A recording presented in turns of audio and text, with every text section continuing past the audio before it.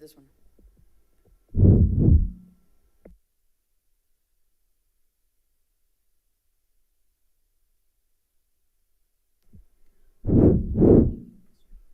I don't hear it, but Test 1 2. Testing 1 2.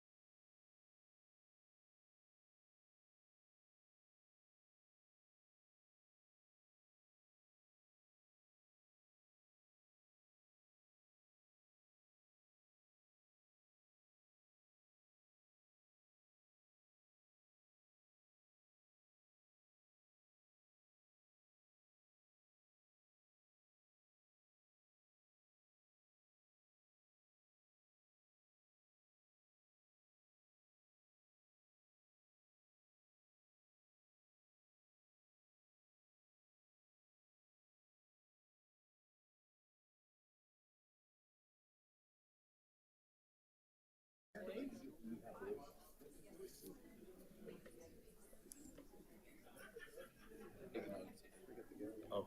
Yeah. You gavel first.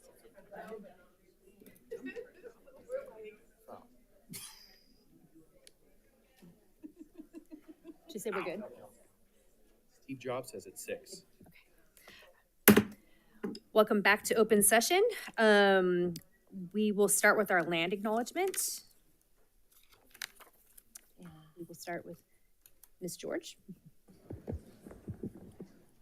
As the Folsom Cordova Unified School District, we acknowledge that our administrative facilities and schools occupy the unceded territory of the Nishinan and Miwok, the original people of the skies, land, and waters where we work and learn. We also recognize the presence and ancestral stewardship of the Nishinan ancestral tribes of the Esto, Notamus, and Nisim Pawanan to the north. And the Miwok ancestral tribes, the Amakumni, the Kosumni, Hupumni, Mokolumni to the south, and the Great Sacramento River system since the immemorial. We understand that this land upon which our institutions are built was once flourishing with natural resources and sustained by the ancestral knowledge and practices of these indigenous communities. We acknowledge the injustices of colonialism and attempted genocide that have impacted these communities and recognize the resilience of their descendants who continue to thrive today. In our daily endeavors of teaching, learning, leadership, and community engagement, we commit to supporting, respecting, and honoring their culture, traditions, and lifeways. We pledge to work together for the evolving vision of the Miwok and Nishinan, especially all future generations. Please join me in the pledge.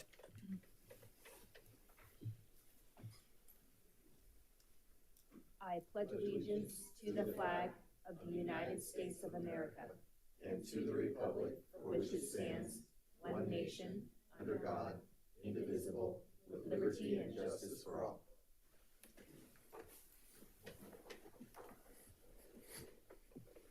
A broadcast and recording is being made at the direction of the board, and the broadcast may capture images and sounds of those attending the meeting. Folsom Cordova Unified School District Board Policy 1313 promotes mutual respect, civility, and orderly conduct among employees, parents, and the public. We will treat staff, parents, and members of the public with respect and expect the same in return. If any member of the public uses obscenities or communicates in a demeaning, loud, insulting, or demeaning manner, the board will calmly and politely admonish the person to communicate civilly. Public comments during board meetings are an important component of public engagement and transparency. Members of the public will not permit to yield their speaking time to another member of the public. All written comments submitted by 3 p.m. today to the board have been read per the Brown Act. The board is not allowed to enter in a two-way discussion or on any matter not in the agenda. Superintendent, would you call the roll? Ms. George. Here. Mr. Merrill. Here. Mr. Clark. Here. Ms. Larrett. Here. Ms. Lofthouse. Here. Mr. Reed. Here. Mr. Huey. Here. Move on to item 5, reporting out of closed session. Superintendent, we have anything to report? Nothing to report. Then we'll move on to item 6, adoption of the agenda. Do I have a motion? Motion by Mr. Clark. I'll second. A second by Ms. Lofthouse. Superintendent? Ms. George. Aye. Mr. Merrill. Aye. Mr. Clark. Aye. Ms. Larrett. Aye. Ms. Lofthouse. Aye. Mr. Reed. Aye. Mr. Huey. Aye. Motion passes 5-0. We'll move on to item 7, special presentations. We have one special presentation, the installation of student board members Mia George from Folsom High Senior and Van Merrill, a Cordova High School Senior. Superintendent? Van, you want to meet me down there?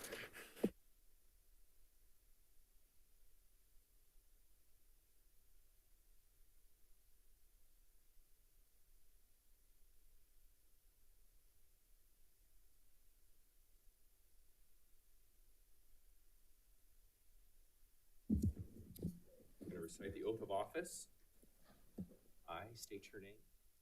I, Mia George, I state your name. I, Van Merrill, Do solemnly affirm do solemnly affirm that I will support and defend that I will support and defend the Constitution of the United States the Constitution of the United States and the Constitution of the State of California and the Constitution of the State of California against enemies, foreign and domestic, against enemies, foreign and domestic, that I will bear true faith and allegiance to the same, that I will bear true faith and allegiance to the same, that I take this obligation freely that I take this obligation freely without any mental reservation for purpose of evasion, without any mental reservation for purpose of evasion, and that I will well and faithfully discharge the duties that I will well and faithfully discharge the duties upon which I am about to enter. upon which I am about to enter. Congratulations. Welcome. I'm so excited. So we're gonna,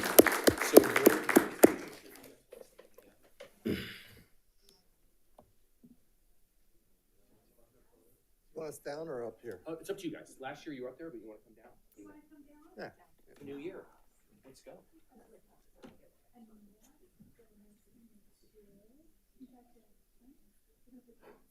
We'll put the two of you.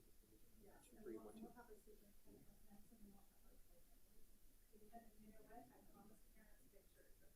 Parents are gonna come up also.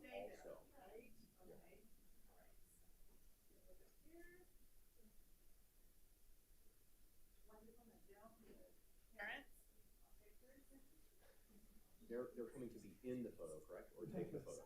Oh. Yeah, okay. Yeah. And it looks, The flowers, bring those flowers. Yeah. This is a very proud moment. Please come, family. Why don't we get a picture of all of you in the picture, okay? And then we'll give you a chance to take.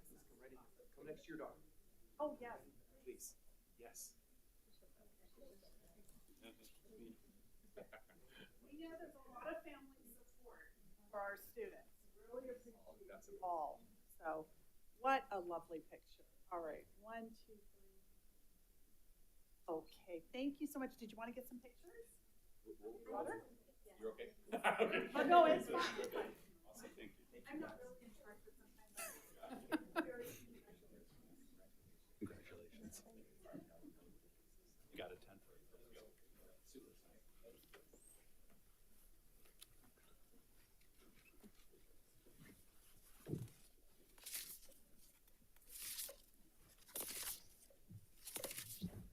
It's always very exciting to get new student board members. Welcome to Ms. George and Mr. Merrill. Welcome and glad to have you back with us. So, okay, we will move on. At this time, there is no staff report, so we'll move on to item 8, which is public comment.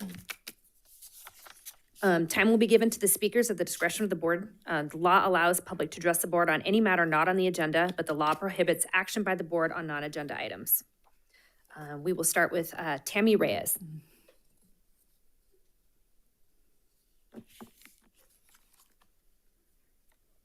Welcome. Hello. Let's see.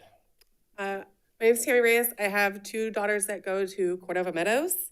And I was asked by the principal to come and speak to you guys.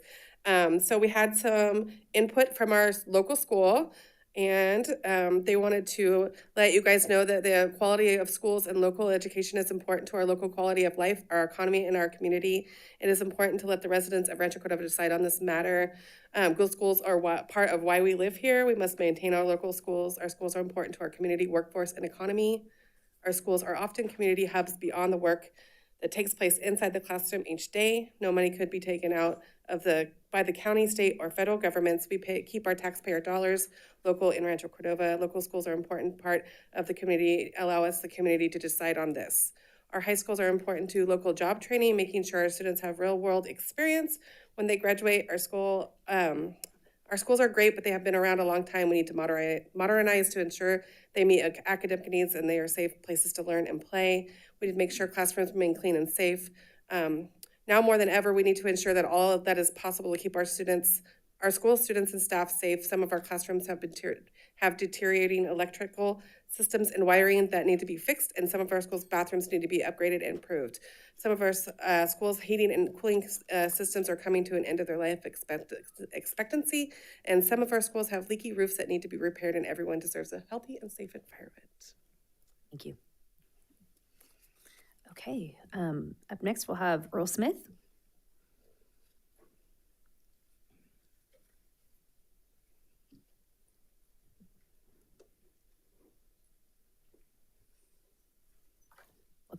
Good evening, board. Mr. Swatson, I am thankful for a new change. I had a meeting yesterday with our new superintendent, Lorraine Pryor, and her whole organization. I today stand hopeful. So, however, I am going to ask the board to have an open mind, because I'm going to challenge this district now that I've got this uniform complaint that was denied. I didn't intend to be in a situation where a girl that I had dated got pregnant. I saw early on I was going to be dragged through family court. I want you to think about how rare and unique Black man is with sole custody. Every year for 12 years, I was in court on a full trial, 7-day evidentiary hearing on a paternity matter. I've dug into the law. I've done 2 appeals, one all the way to the top Supreme Court of the United States. I've pretty much gotten a law degree, not by choice. I find myself in that same process with this district. All I need is an ear. I will guide you through the path of what the policies of the district, the best interest of the children. But sometimes when people see certain policies, for instance, when the California law says it's a 2-consent state, that one party cannot record the other party, the law provides exceptions to those rules. My plan is to inform the board, inform our superintendent, and the hopes work as partners, and to address some of the things that's been going on at Folsom High for a long time. Faith is a Girl Scout. There's a new member of Girl Scout, a girl that looks like Faith, biracial, half Black, adopted. She had to leave the school for the same reason. She's traumatized. She couldn't speak to her parents like I have the relationship I do with Faith. I am now, because of what's said in this uniform complaint, I am now going to step aside. I'm putting Lorraine Pryor and her team on the emergency card at Folsom High. So when meetings need to happen with teachers, Miss Lorraine Pryor will be there. I won't. People feel threatened by me, whether that's because I'm a Black man or however, or that I'm a vocalist, and because I'm a vocalist, I do speak with a certain level of authority, but I've always been respectful. So I will remove myself and I will handle things with paper and put Lorraine Pryor and her team there to advocate for Faith on campus so she can feel safe. But I'm not gonna step down. I'm a 400 hurdler. In that last 100 meters, the elephant jumps on the back, but I will finish the race. Thank you guys for your ear and for listening. Thank you. All right, up next we have Darren Prachu.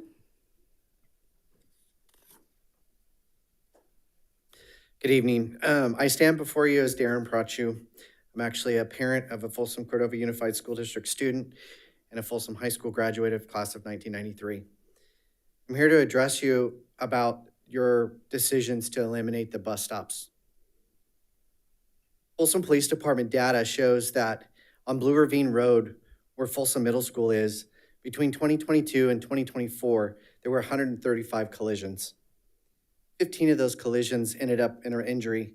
1 was fatal. 2 were bicycle or pedestrian related, and 103 of those collisions occurred during weekdays. Think about the traffic impacts this is going to have district-wide. There are more cars on the road. It's going to impact residential areas, streets where your schools are. I work in town. I see it firsthand. I'm even willing to pay more than advertised to use this bus service? What about the working parents, the ones that stay outside of the home to do their jobs? They have to change their work schedules. They have to change their hours, find other means to get their students to school. Most of these decisions impacted Folsom students and their families. How is that fair and equitable across this district? I live 2.88 straight line miles from where my child will go to school. She can't walk 2.88 straight miles through, in your own words, neighborhoods that are complex, using various streets. It's impractical to walk through a person's home or through a wetland or a dangerous bike trail where a homeless person might be there. Transportation did make a couple of changes, but getting clarification is difficult, and I know that is not your fault. Just know this affects many families, and I represent many that could not be here. You made this decision with no input from parents. What about the weather and the health of students that might have to either walk to a school stop or ride a bike in the rain or a skateboard or something like that? You made the decision in the middle of summer when school is out. Parents are in vacation mode and had no idea. I didn't figure this out until I went to go buy a bus pass and was told I was not eligible. This is no excuse, but use common sense. Folsom Cordova Unified School District even admitted that some did not get notification and they would resend that out. I was one of those parents. Subsequent messages were not received. That was as of June 30th. On July 22nd is when I received my notification. That was after a story aired on Fox 40 and on Channel 10. My email is on file. I confirmed. So that is no excuse from Folsom Cordova School District to not get this information out.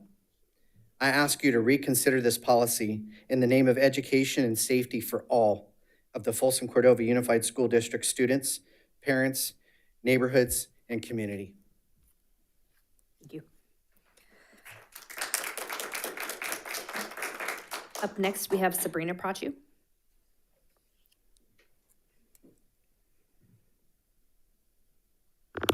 Good evening. My name is Sabrina. I am a teacher in another school district who also had to cut busing in the past, so I know firsthand the devastation that it causes to a family. In my own class, I noticed an increase in tardiness, which resulted in the loss of valuable educational time. I also noticed a huge increase in the amount of students who are absent. And as you know, students not at school leads to less ADA funding, causing a greater deficit. Those two factors alone caused our district's school accountability report card to decline. It was disheartening as a parent, though, that the Folsom Cordova Unified School District waited to post possible solutions only after a story aired on the news about all the eliminated bus stops. This problem was not created overnight, and the district had time to try and figure out other possible solutions, such as outsourcing transportation to a private company, contracting with the CAVE to offer before-school services on campus, and stagger school starting times so that the drivers could cover more routes.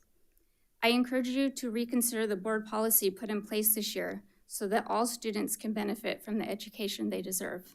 Thank you. Thank you. All right, up next we have Anna Pimentel.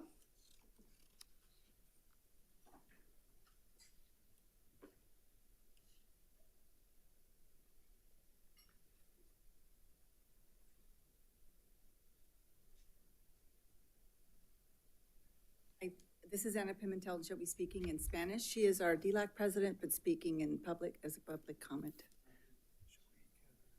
Yes, on the button. Okay, later? Okay. She added as a public comment, so nos esperamos hasta. Thank you. Oh, later? Okay. All right. All right, we have Catherine Liang.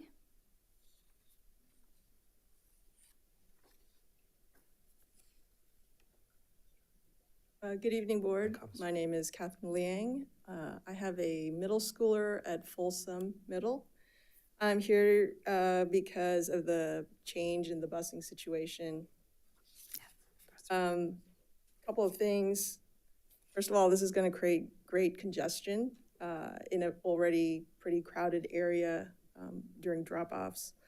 The idea of that we got in the letter about, well, you know, you can just have your kid ride their bike or walk or whatnot. Everyone in a 3-mile radius, I mean, that's very impractical because it's not really a straight line to school. You know, we actually live on the border of the 3 miles, and it would take 4.6 miles to actually get there, and that's taking like back roads and trails. The other issue is safety. As far as the unhoused population, we've seen a spike in Folsom. Folsom was actually featured, you probably know, in the New York Times recently as an example of a city that's using the recent Supreme Court changes to enforce removal of the unhoused population. But within that article, we know that the unhoused population has increased from 20 to over 130, I believe. Don't really feel safe about my 7th grader walking through areas that might have unpredictable people. The other, I'm sorry, I don't have like exactly prepared comments here, but this is a last minute thing. The other thing is communication. We found out about this change less than 3 weeks ago, okay? There's been a lot of buzz amongst other parents regarding this change. It's very disruptive, and people are scrambling to find out what are they gonna do to drop off their child and pick them up. So I don't understand why this decision was made without parent input in the summertime. You know, as far as timing, it's just very poor timing. And frankly, the excuse that, well, we're just enforcing an existing rule, the 3-mile radius rule, it frankly feels quite disrespectful. So I know I just don't speak only for my family, but many other Folsom parents. I wish that you would take more creative measures in terms of allocating your limited resources and bring back the buses. Thank you. Good evening. All right, next up, we have Gururaj Narashima.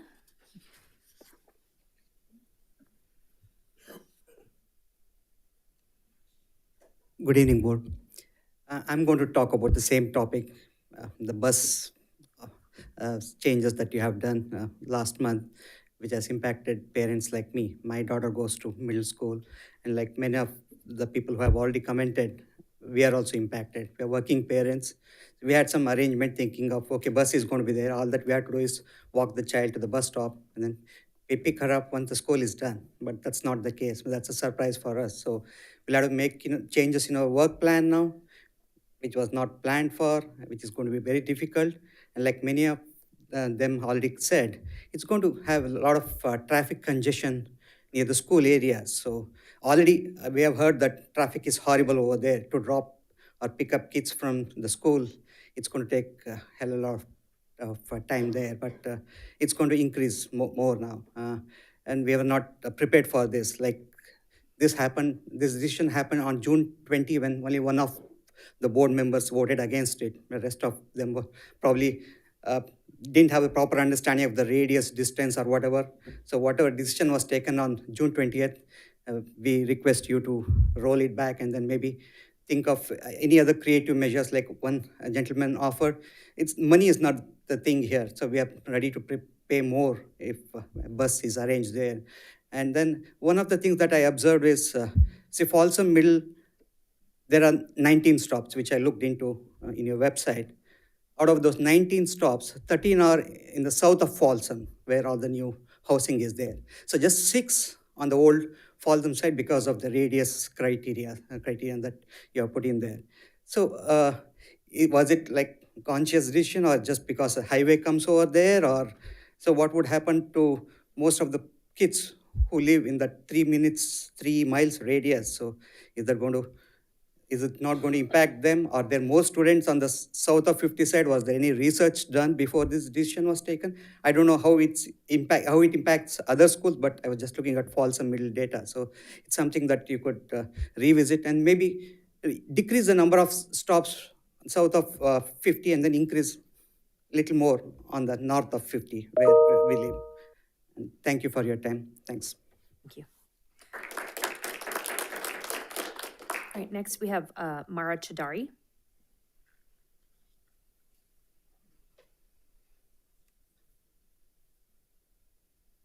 Hi, I'm Mara Chowdhury. I would like to echo what all the other parents before me were speaking about the school buses lane. My family was not impacted by it, but we're close to the area where they have no service. So a lot of my friends and the friends of my kid were impacted. And once I found about this news, I was actually out of country, and I watched all the 5 hours of the board meeting in that day. There was absolutely almost no parent here. During vacation time, most of parents travel. And during the watch, I saw some data that was presented that I doubt that data is fundamented in real data. For example, one of the notes there is just 100 students would be impacted. And I would like to see some data to show that shows 100 students being impacted by this decision. I didn't see any analysis on income, what kids are being impacted and what's the income of these kids. Are we being equitable to do that? Are we putting the low-income kids in worse condition than the other ones? Because the higher income always find a way. But did you look at Rancho Cordova and the low-income kids about that once you did this decision? I didn't see all this analysis being well thought, and the communication was horrible. I called from Brazil to understand what was going on because I was not sure if I was impacted or not. And no one could give me any information. So there was lack of information, lack of communication, done in a time that the parents were out and the school were out. No one was advisable about that. No one could give opinion. So I would like that I would like to request that you reconsider this decision and work with the parents to find a better solution. Thank you. Thank you. Next up, we have Aisha Aslam.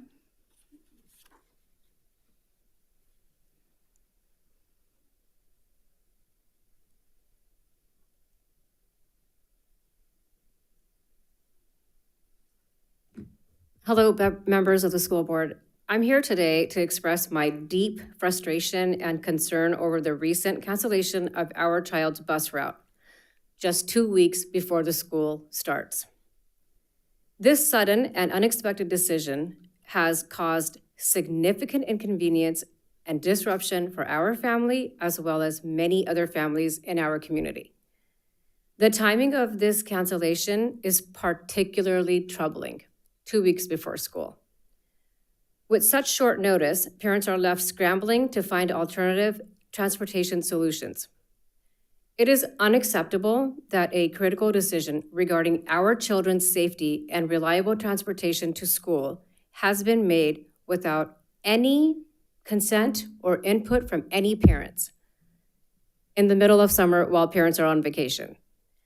You know, I listened to the last broadcast of this meeting, and a couple of questions came to mind. Why is Folsom disproportionately being affected by this situation? And then I also listened to the recruitment efforts that were being taken, which basically were none. Parking a bus at a Costco parking lot, I'm sorry, but I think that like my 6th grader could come up with better marketing strategies. And if you need some help, I'm here to help you. If there was a shortage, rigorous recruiting efforts should have been made. I urge you all to take immediate action by reinstating the bus so that our children can get to school and home safely. At the very least, this topic needs to be on your next agenda. Thank you. Our last speaker is Tara Dominguez.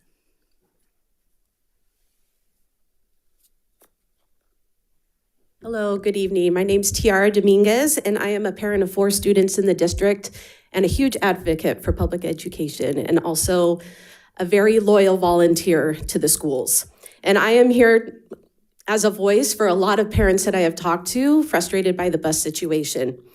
I listened to all the board meetings, and I left the last board meeting a little surprised how quickly the board approved a decision that was not given in much detail.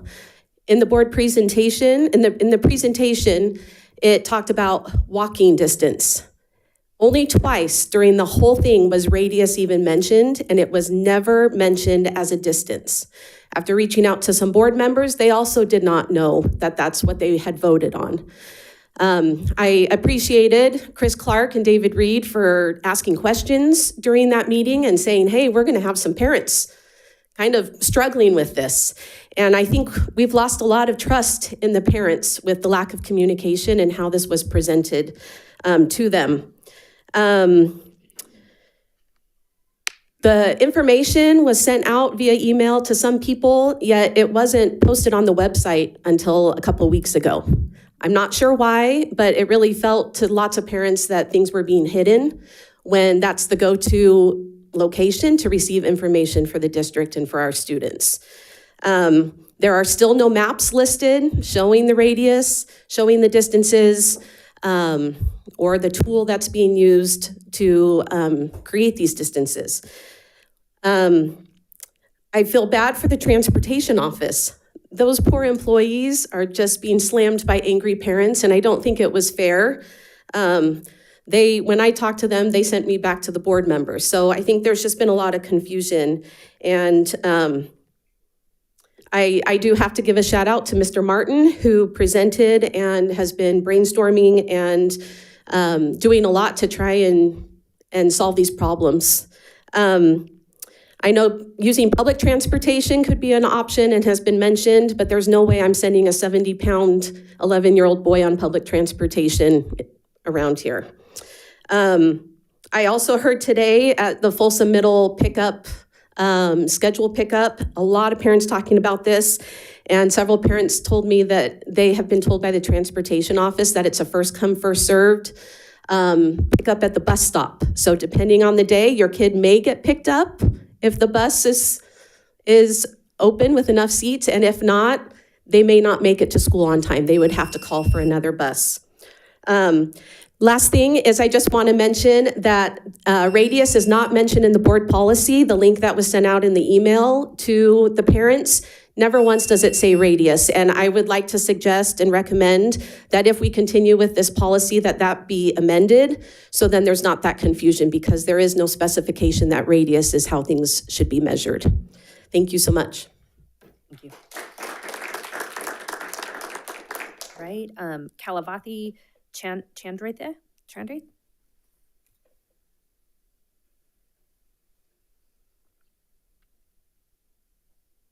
Yeah, good evening. So I'm again here to talk about the bus stop issue, which I think other parents have already discussed. This is again very surprising. I was not even informed. I think I didn't even receive an email, to be honest.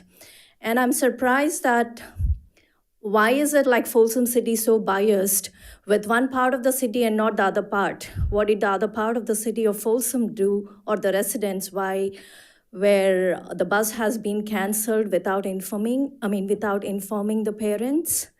And I hear the other part of Folsom, I hear that the city has, or the school district has given a lot of bus stops. Well, it's unfair for the students, because my daughter is going to Folsom Middle School. For 2 years, she's been taking the bus, and this year we have to figure out alternate transportation. And we are all aware about the school traffic. So it's really unfair, I feel, for the Folsom residents, where the bus stops have been taken off without uninformed, and that's my only concern right now today. Thank you.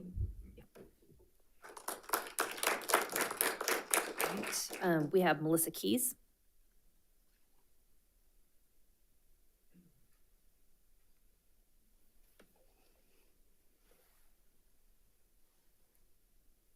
evening, board members. Feels like my sentiments are shared amongst the rest of the parents just coming to complain about the bus cancellation. I work for probation. I'm very aware of the crime rates in Rancho Cordova area. There's no way public transportation is an option for my daughter to be getting to and from school. Again, one of the parents referenced how you're measuring the radius. I was told by the transportation department it's 2.2 miles from Cordova High School to my home, but clearly she can't cross rivers and walk on roofs. Obviously, it's much longer of a transportation.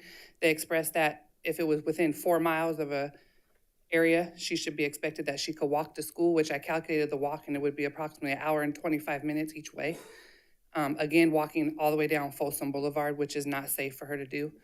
It's caused some grief with my daughter who I brought today. She's already starting her freshman year, expecting to be in all honors classes, and now she's really having a little bit of anxiety about how she's even gonna get to and from school to be successful starting off her high school years. So I just would ask for you guys to please reconsider the cancellations that you've done for the bus routes. That's it, thank you.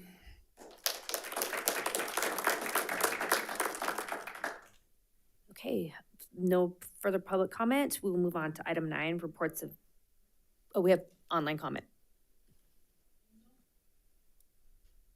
Hi, my name is Ange Merrill, and I just recently graduated from Folsom High. And the board may remember me from when I was younger, and I would give bus updates. And I rode the bus from 1st grade to 8th grade, so as you can imagine, riding the bus is rather important to me. My mother raised 5 kids by herself, and she never would have been able to drive to 4 different schools every morning and then pick us up while working a 9 to 5, which it usually turned into a 9 a.m. to 8 p.m. So the buses were just everything. Like, I would not have been able to get to school on time every day without the buses. So, and I only stopped riding them because Folsom High was my school of choice, and I was like not in the zone.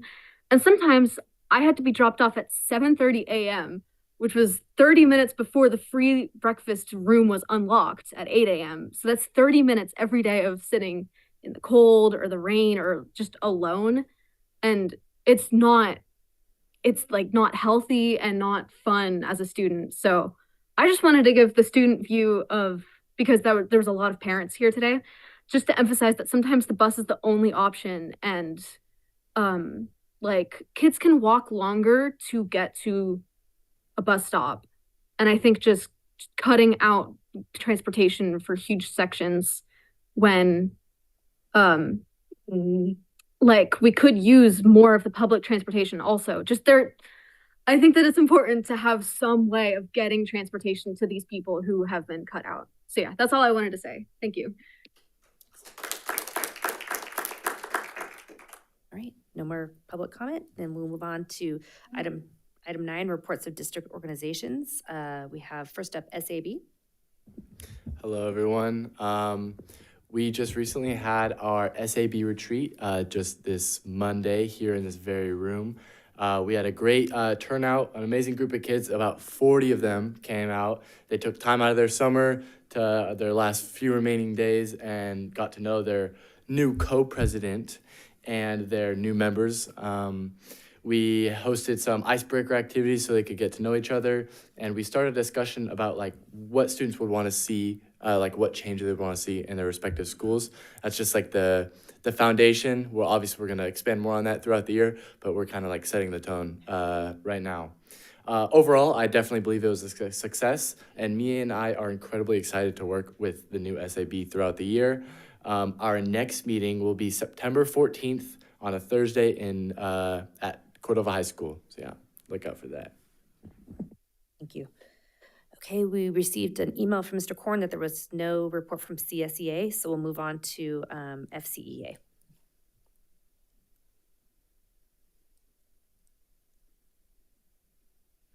Good evening. Welcome back, everybody. And a special welcome to our new superintendent, Eric Sonson, and our new student board member, Mia. So congratulations on your elections. So I look forward, Mr. Swanson, I look forward to meeting with you and continuing the district's initiatives and begin any new ones if necessary. This is year 2 of my tenure as president of FCA, and it has started with a bang. but we are working together to celebrate and to put out fires as we start the new school year. This year's main focus of our union is to continuing to give opportunities for teacher voice in all areas, no matter if it's serving on committees such as safety, special education, or evaluations, speaking at board meetings, or talking to board members in the community. FCA wants to make sure that we have a voice in how our daily lives are affected. Certificated staff members are the closest to the students we serve, and we feel that we should be part of the journey before decisions are made. We will continue to seek teacher input and advocate for them in all areas, but especially with benefits and evaluations coming up this year. Tomorrow I will have the opportunity to meet 150 new educators who are joining the FCUSD family. It will be exciting to see their smiling faces and a pleasure to go ahead and help them navigate their new path as an educator or just getting them used to our FCUS culture.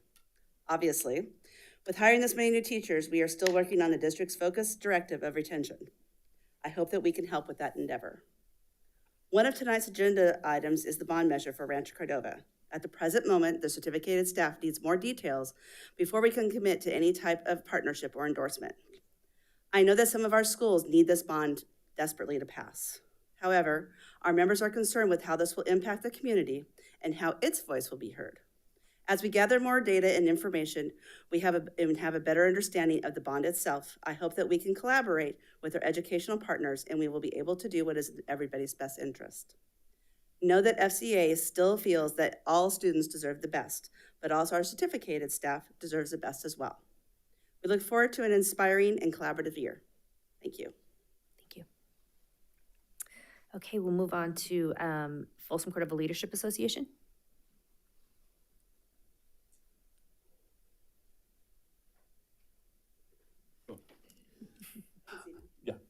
Good evening, Mr. Swanson, President Hui, who is online, and board members and distinguished colleagues.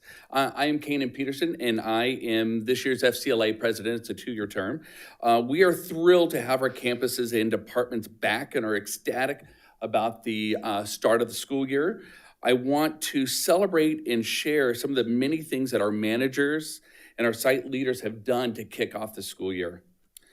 The majority of our elementary school sites are holding meet and greet orientations for parents and families to truly feel welcome for the start of the school year.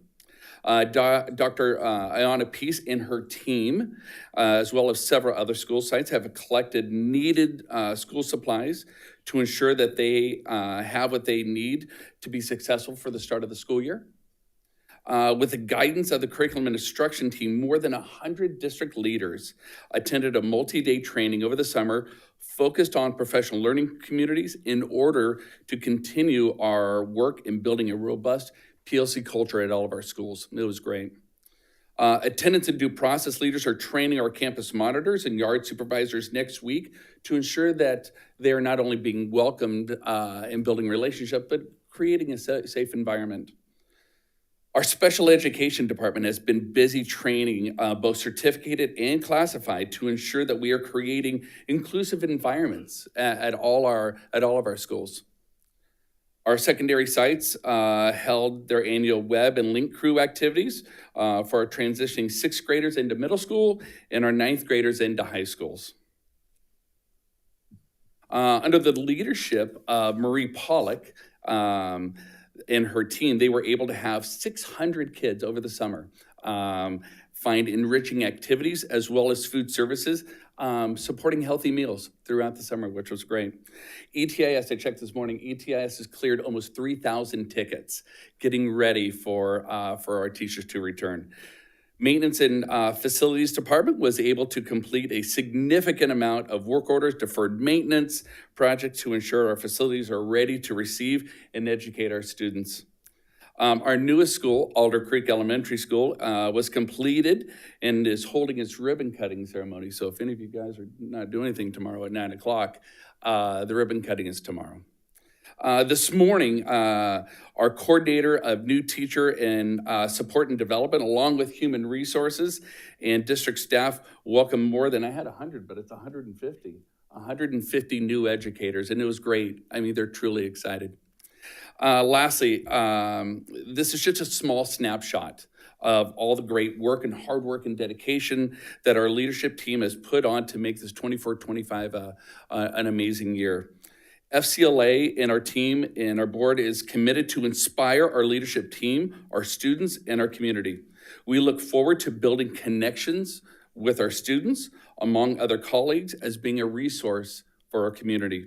We are excited to help and our students thrive through educational excellence. Thank you so much. Thank you. Okay, we'll move on to the District English Learner Advisory Committee.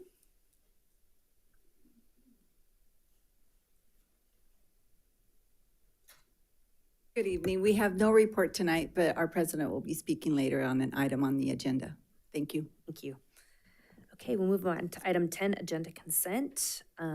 All listed items on the consent agenda will be acted upon in one motion without discussion. Do we have a motion? I'll move it.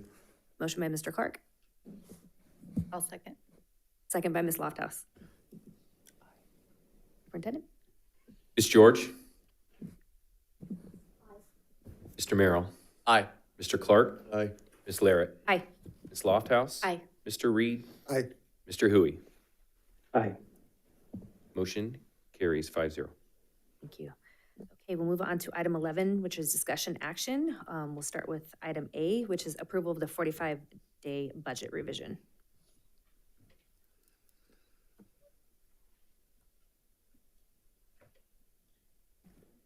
Mr. Martin? Okay, thank you. Good evening. Normally you tee it up a little more, but okay, we'll take that. As many of you might know, this is my first board meeting. Assistant Superintendent of Business Services, Mr. Martin, can you go ahead and chat with this room and our board about the 45-day revised budget, please? Definitely. Thank you. Thank you, Mr. Swanson. Good evening, board. And so this is a requirement with regards to the passage of the state budget. So within 45 days of the state budget passing, we are required to come back to the board and provide any updates with any key information. The truth is, I probably didn't need to have a presentation because there really wasn't significantly any changes over what we built into the adopted budget. Couple of highlights that we have just with regards to it. We had discussed during the adoption that there was a potential that there would be a declared fiscal emergency for the state budget so that they could then use funds from what we would consider the rainy day funds or the reserve accounts. And so that was done. Additionally, they suspended Proposition 98, which normally that would be a very concerning issue, which is the guaranteed minimum amount that school districts or K-14 education receives. However, it was part of the agreement between the state CTA, California Teachers Association, and the governor with regards to a lawsuit that CTA had filed about some of the governor's proposals for the budget earlier in the year when he did his May revise, his January and May revise. So end result for us is really minimal. A lot of it is accounting shenanigans is the best way I can describe it to balance the budget. However, it should be recognized that there is a lot of use of one-time funds, either reserves or other accounting entries, to balance the budget for 24-25. And so we've talked about this before. We have concerns about 25-26's budget. I think you'll hear that as a common conversation going into this next year. And it's not just education. Education actually was relatively held harmless, all things considered. But with regards to a lot of other programs within the state budget, there were cuts for 24-25. The COLA of 1.07% was funded, and the state did actually create some deferrals. And again, this is an accounting mechanism so that the state cannot recognize some of the revenues until the next fiscal year, or I'm sorry, the expenditures on their end or transfer of revenues to us until the next fiscal year to balance the budget. Again, accounting work. And not much more than that. So really none of these impact the adopted budget that we brought forward. We had the same COLA as what the state adopted, which would be the most significant impact to us potentially. So next steps for the budget at this point, in September, we will be bringing what are called the unaudited actuals for the prior year. So we'll be closing out the books and bringing that information forward to the board. We are counting the days till first day of school, which is a week away, so that we can start counting number of students. Enrollment and attendance is our primary driver of revenue, and so we're hoping that we hit the projected numbers that we put in the budget. Staffing, HR is significantly working on all those hires and open positions that we have throughout the district and almost in all positions. We are already settled for negotiations for this upcoming year, so we have a 2% settlement, so we are already settled with our bargaining units. And then we're starting our budget advisory committee early in November to start talking about the 25-26 budget, just because we do think there's going to be some lifts there and conversations that we need to have with our committee that we talk about all things budget. Timeline, you can see the dates for the budget advisory committee, and then continuing on, our next time we look at this budget will be at first interim, which is in December, and then you see updates throughout the cycle and coming back around. So, questions?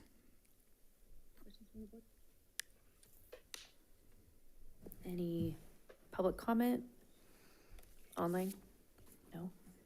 Okay. Do we have a motion to approve? A motion. Motion by Ms. Lofthouse, I'll second. seconded by Mr. Reed. Ms. George. Aye. Mr. Merrill. Aye. Mr. Clark. Aye. Ms. Larrett. Aye. Ms. Lofthouse. Aye. Mr. Reed. Aye. Mr. Hui. Aye. Thank you.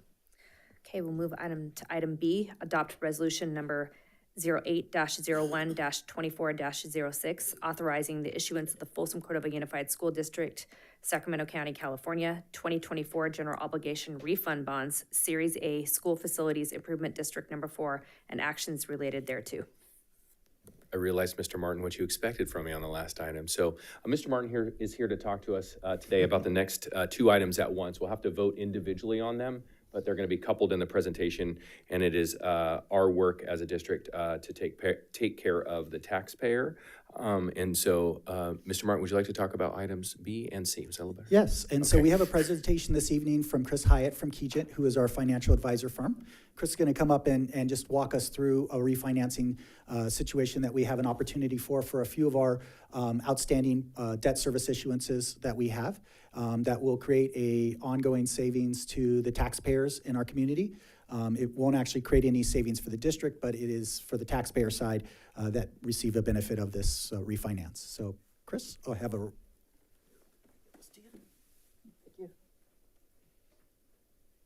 Thank you for the introduction. Board of Education, Superintendent Swanson, District Administrators, and to the community as a whole, thank you for having me here tonight.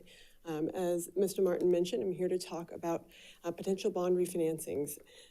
So we can start on page 1. So we're looking at refinancing two different series of bonds. The first is School Facility Improvement District Number 4, Election of 2012 Series B. That would be from Measure P. And also the School Facility Improvement District Number 5, Election of 2014 Series A bonds. Those were from Measure G. Under current interest rates, we're currently estimating approximately $1.5 million in total savings. Those are savings in the form of lower property tax bills for your taxpayers. So the savings would not be realized by the district, but instead only by district taxpayers. The way the refinancings would work is we're taking older bonds that have higher interest rates and replacing them with newer bonds with lower interest rates. In many ways, it's similar to refinancing a home mortgage. The biggest difference there is that we are not extending the term of the bonds. So the final year of maturity will be unchanged. All of the financing costs are already incorporated into our estimates of savings and are paid out of the financing proceeds, so no out-of-pocket cost for the district. And lastly, in order to issue tax-exempt interest rates, we would be selling the bonds in the current market in approximately September or so, but we would not close the refinancings until July of 2025, until we're within 90 days of the call date of the bonds. So that's in order to comply with IRS rules for tax-exempt issuances. The district has undertaken refinancings in the past. I counted up 7 as I was sitting here in the audience. So the district has certainly taken action in the past to save taxpayer money whenever the opportunity arises. So this is just another instance of the district acting under its fiduciary duty to taxpayers. On page 2, we have a snapshot of interest rates. I think we all think that interest rates are high right now, and they certainly are compared to where they were a few years ago. But as you can see from the chart on the left, from a historical standpoint, interest rates are relatively low. Not as low as we saw during COVID-19, as you can see on the right. However, from a historical perspective, again, still relatively low. We're also expecting that at the September 18th Federal Reserve meeting that we're hoping that the Fed will lower interest rates. So we're planning to potentially sell these refinancings after that Fed meeting in the hopes of capturing even more savings for taxpayers. On page 3, we have a summary of the refinancings. In total, as I mentioned, in green, approximately $1.5 million in total savings. These were interest rates as of about a week and a half ago. We have seen interest rate declines over the last week, so I think these are fairly conservative, and we hope to achieve even better results for your taxpayers. The key item on this slide is in yellow, the present value savings. The industry benchmark for considering a refinancing is 3% present value savings. We're currently estimating well over 7%. So we're certainly meeting that benchmark. We're also seeing a reduction of interest rates of about 1.28% across both of the refinancings. In terms of next steps, before you tonight are 2 different board resolutions, one for each of the SFIDs, along with various supporting documents. We have a preliminary official statement, an escrow agreement, continuing disclosure agreement, and the purchase contract. Those other supporting documents don't need your approval, but they are being approved in the form. So there are many blanks in them because the bonds are not yet sold. So things like interest rates are obviously not filled in yet. So the most important document you're approving tonight would be each of those resolutions. If we have your approval, we would later in the month in August meet with Moody's to get an updated credit rating for the district. We would submit for county approval in September. And as I mentioned, we would plan to sell these refinancings after the next Fed meeting, so sometime around September 25th. And this would close in July of 2025. Are there any questions on this item? Questions from the board? Mr. Reed? Yes, thank you for that presentation. I was just wondering, will refinancing these bonds in the updated credit rating have any impact whatsoever if we're successful this fall in with voter approval of additional bonding in SFID 4? Yeah, so the way the refinancings would work is hopefully, assuming we can lock in savings as I'm estimating at the moment, we would have lower property taxes. So district voters would be approving a new tax to go on top, but it would be lower overall because these ones have been refinanced. So hopefully voter sentiment is strong because you're taking every opportunity to save taxpayer dollars. So that's what that would be moving forward. Okay, all right, thank you. Mm-hmm. Any other questions? Thank you. Any public comment on this? No? Okay. Okay, do we have a motion to approve item B for the resolution 08-01-24-06? I'll move it. I'll second. Motion by Mr. Reed, second by Mr. Clark. Superintendent? Ms. George? Aye. Mr. Merrill? Aye. Mr. Clark? Aye. Ms. Larrett? Aye. Ms. Lofthouse? Aye. Mr. Reed? Aye. Mr. Hui? Aye. Motion carries 5-0. Then item C, adopt resolution number 08-01-24-07. Do I have a motion? I'll move. Motion by Ms. Lofthouse, I'll second. second by Mr. Reed. Superintendent? Ms. George? Aye. Mr. Merrill? Aye. Mr. Clark? Aye. Ms. Larrett? Aye. Ms. Lofthouse? Aye. Mr. Reed? Aye. Mr. Hui? Aye. Motion carries 5-0. Move to item D, adopt resolution number 08-01-24-04, ordering an election within School Facility Improvement District Number 4, Rancho Cordova of the Folsom Cordova Unified School District for elementary schools improvements and establishing specifications of the election order. Fantastic. Trustees, today, again, on these items, D and E, Mr. Martin has a presentation regarding the potential of a bond in SFID 4. And so he's going to go ahead and move forward with the presentation. Yeah, thank you. Thank you so much. And so this evening, we have a very exciting opportunity. We have talked several times with the board through our study sessions and through many, many meetings with regards to the needs of our facilities in our district. I want to make sure everybody does understand that this would be a request to put bonds on the ballot for SFID 4. And so just to make sure we understand the area of that, that's not our entire district. It is the area that would be our existing schools pretty much throughout our Rancho Cordova community, and then also Mather Heights.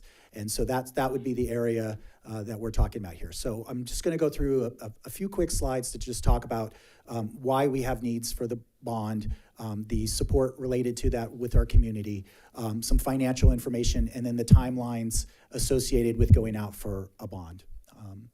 So we do know on our Rancho Cordova side, within the community of Folsom, Cordova, Rancho Cordova was initially the first area really built out, right? And so when Mather was there and the base was going, there was a lot of development, a lot of schools, and so those schools are now older, right? And we do know that. And we've had 2 other bond measures pass in SFID 4 that have supported our schools in Rancho Cordova, but we continue to have needs, and we want to bring those schools up to the same caliber that we would have for our newest schools. And I think that is something that we want to be reflective in for all schools within Folsom, Cordova. But the truth is the maintenance funding that we have, the state doesn't actually give us any maintenance funding. We allocate it from our general fund. It's about 3% of our annual budget, so it's about $9 million, but that's for all activities within the district. And so there are needs that go far beyond that. And so we have to then really, for schools, the only way to access funds is just to reach out to our community to help us support us. And so that's what we're looking at here. We're looking at potentially almost $600 million in identified needs in our schools on our Rancho Cordova side. And so what we really want to do is come to the community and say, we would want to make these schools enhanced and continue to thrive for the future of our students. And so, I want to share, though, that when you see some of these things with regards to leaky roofs, deteriorating water and sewer lines, all those things, we are maintaining as quickly and as well as we can, right? And we make sure that those things are minimized. When it comes to safety is our highest priority, and so we make sure that our campuses are safe. But there's enhancements to those things. There are upgrades. There are more modern ways of offering those systems that we can do, and we would like to do that at our campuses if possible. And so what we're trying to do is at our classrooms, multi-purposes, libraries, community center hubs, all of those would be opportunities to upgrade and modernize those areas. And that'll be district or SFID 4 wide. So that would be all the schools in SFID 4. We also know that one of the things we've seen at our schools is we are adding additional support staff, a lot of supports when it comes to counseling, mental health, behavioral supports, and we need places for all those staff members. We need areas that we can have small group work and the other activities that come with that.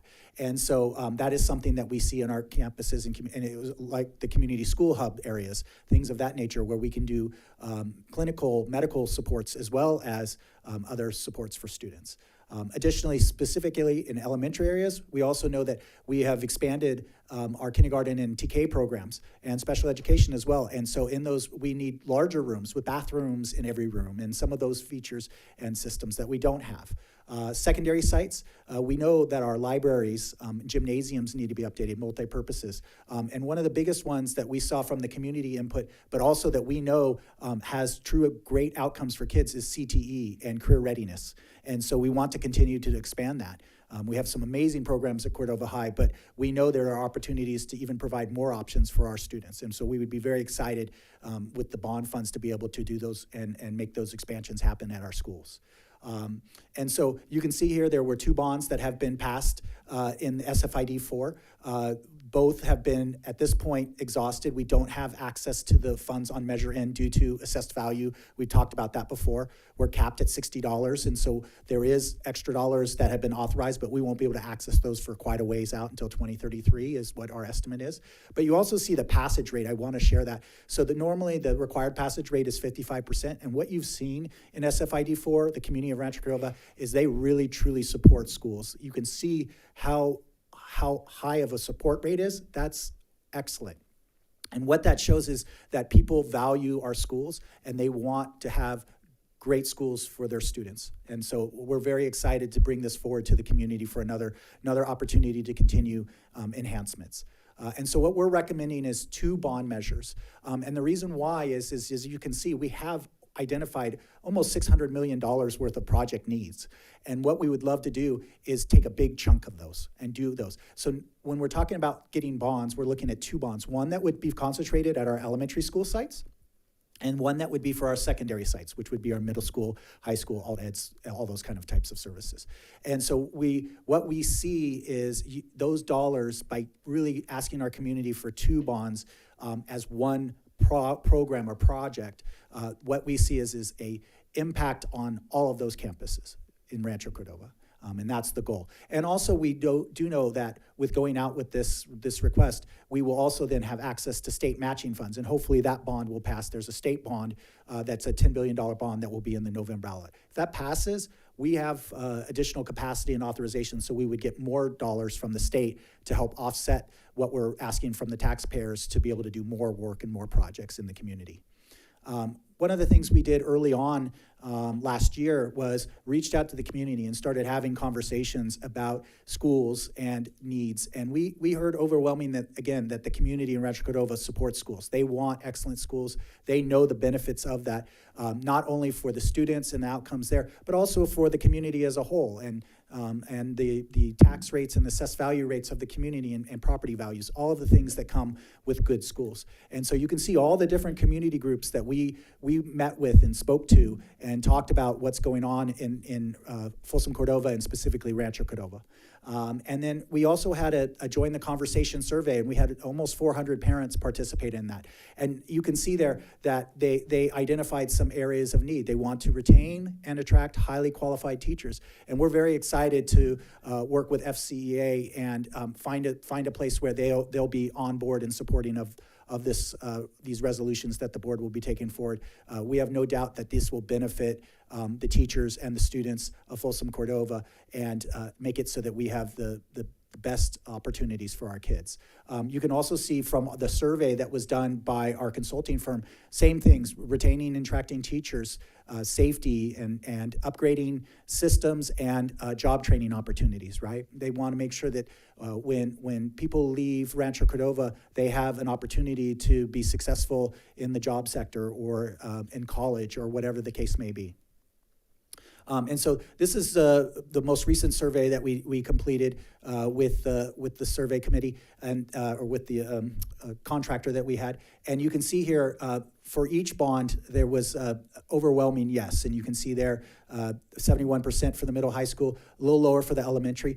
But one of the things we've seen is when 2 bond measures are put on, it's not one or the other. If you support schools, you support kids, you're going to support both of them. So even though the elementary one, and we think, and normally you actually see elementary be higher.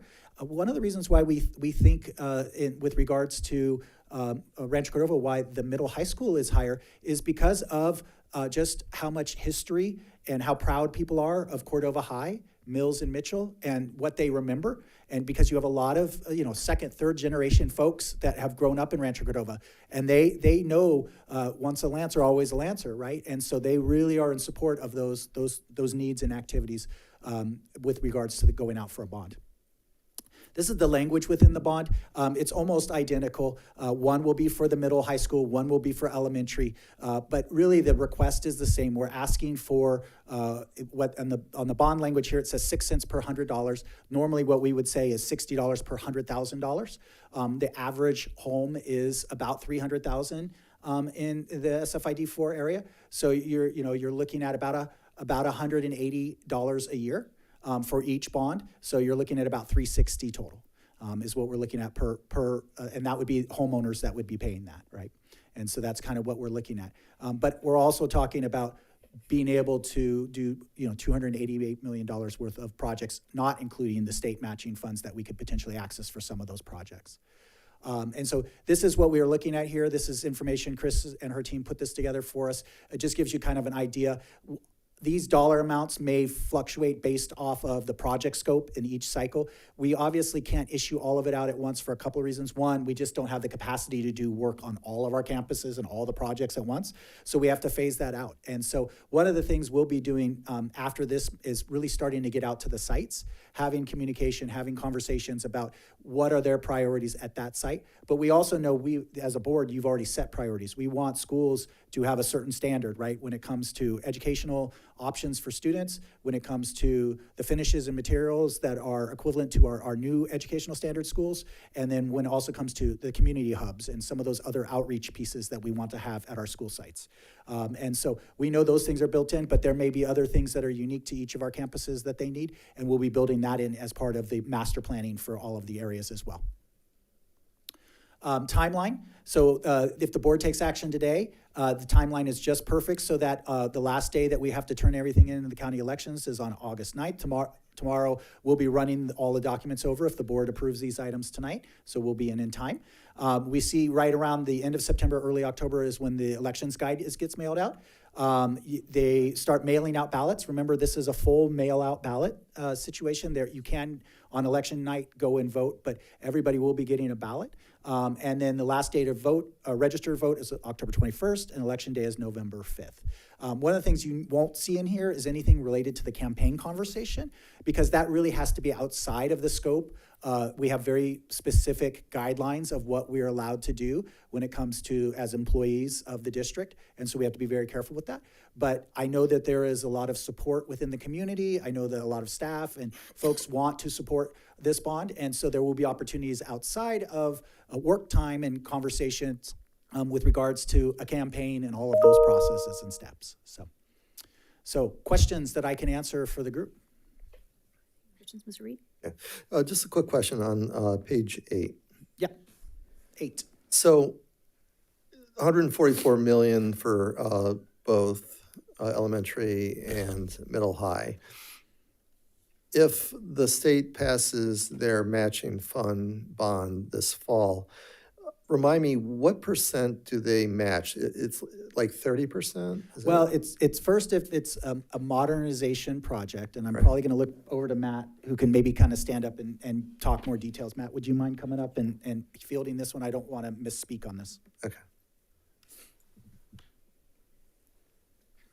Good evening. It's not so cut and dry. The modernization is 40-60, so typically they fund 60% of a modernization project of the eligible portion that is eligible. So it's based on 25 years. Once a facility, if it hasn't been modernized or within 25 years, it becomes eligible for modernization, and then they would fund up to 60% of what eligible is from the project. So it depends by project what portions. Some portions might have been funded previously, some minor, so there's some partial eligibility. We've calculated probably between $30 and $35 million of eligibility based on the schools that we have coming up, but that will probably increase based on the grant increases and the allocations moving forward. So while you can't probably pinpoint, but the bottom line is 144 million could potentially become 175 million when you take into account matching funds. Absolutely. All of our bond measures, we have probably gotten anywhere from $25 to $50 million more in funding just because of that on modernizations, and then, new construction is another component of it as well. Excellent. Thank you. Madam Vice President. So I have a few questions, Sean, that Sure. maybe you can answer. Of course. I know that the state is going to be pushing a bond on the ballot in 2024 in November. Are we going to see any of that? Yeah. Will it be able to supplement what we have And right now? that's exactly what that amount, that 34 million or so would be, that money, but we won't access it unless that state bond passes, but we would have eligibility for it. Well, I think actually we might be in good shape for that to pass. We're hoping so. It's going to be happening statewide. I'm just kind of curious of, will that match how it's going to be paid out for us? How is the state going to be paying out, or So, and again, Matt would know more details on that, but normally what happens is as he was sharing, a building that has not had any modernization within 25 years has eligibility. And again, not all of the project will be eligible. So for example, a gymnasium might not be eligible, or a particular classroom might not be eligible yet. It just depends on how the formula works when we do the calculation. But once we're eligible, it's a reimbursement process. So we have to upfront the money. So we would use the bond proceeds, and then the money would come back to us, and we put it back in the pot, and we'd use it for the next project. And so we would use that in conjunction with all the other dollars. So we have this giant cash flow sheet that Jerry does. It's about from me to Matt that breaks out all of those projects, all those timelines. And obviously, we don't know the exact dollar amounts of exact projects yet, because when we do the master plan, that's big picture, right? They're just talking about, we are going to modernize this entire wing. We're going to update the gymnasium. We're going to update and do the infrastructure and the access roads, or whatever we need to do to make that campus work, right? So, And Sean's exactly right. And we plan projects, and we're planning our amounts, and basically planning around the amount of money we will get from state funding. And we also prioritize that. We did with the Measure G1 bond. We prioritize the projects. One of the priorities we do is based on need, based on when we get eligibility. We wouldn't want to do a project before we get eligibility and forfeit any possible chances of getting state funding. So those are one of the things we looked at as we go forward on planning projects. But there is a strong possibility that we will be eligible. Oh, absolutely. And we always go after it, and we always receive funding, provided that a state bond does pass. Usually they do. And, we get reimbursement, like Sean said, we'll front fund it, and then we use that as cash flow to back fund next projects as we move forward. Okay. I wanted to go to page 6. I'm just kind of curious on the no's. 24% the middle high school said no, and the elementary, those totals said no. When we did the survey, did we fully explain that our facilities are like 60 years old and they are in need of repair? And of course.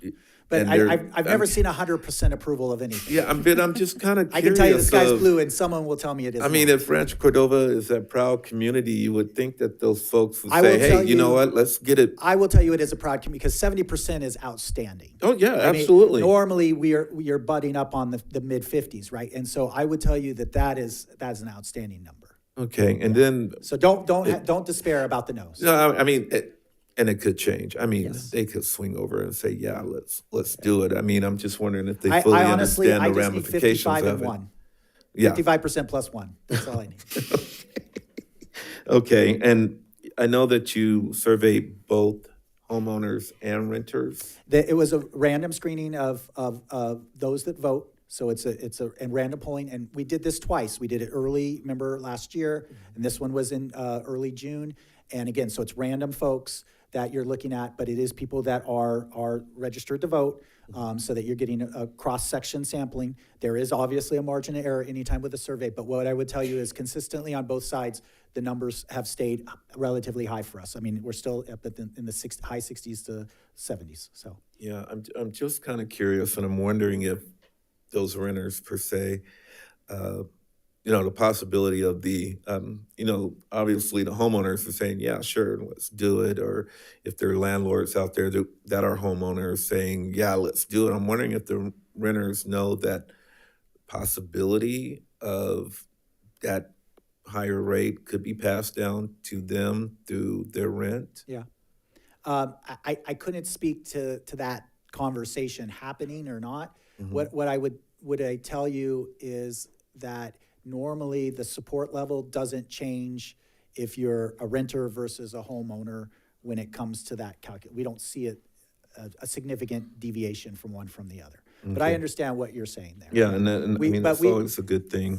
We obviously are sensitive to it, and that's why just the items before we refinanced some debt service, because we are constantly looking at, we want to be good stewards of taxpayer money, and we want to make sure that any dollar we can return to them, any dollar we can save, any dollar we can make stretch further, we want to do that. Okay. And I mean, I have a good feeling about this resolution, and I know that it's probably going to pass through us, but as far as outside opposition, do you have a sense of impact if there is any opposition that it would do? Sure. kind of, change the voters' mind? Sure, sure.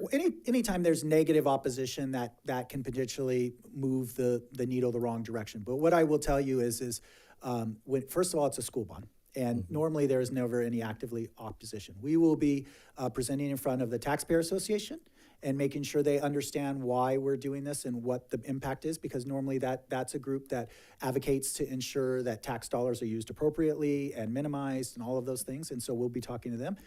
When it comes to any other community organization, I know that we have been already made, as we said before here, we've been in front of a lot of different community groups, and we feel like everybody is in support of that. And I think hopefully tonight, when you have the opportunity during public comment, you're going to see a cross-section that, because they're all excited and aware of it, and they know the benefit for kids, I think you're going to see that there is nothing but people that want what's best for kids. And so I think by far the majority will be in support. So. Okay. Here's my what if. Okay. Well, there are a few outside organizations that may, even though they're not in Rancho Cordova, that may come and say, this is ridiculous, you're going to raise taxes and everything else.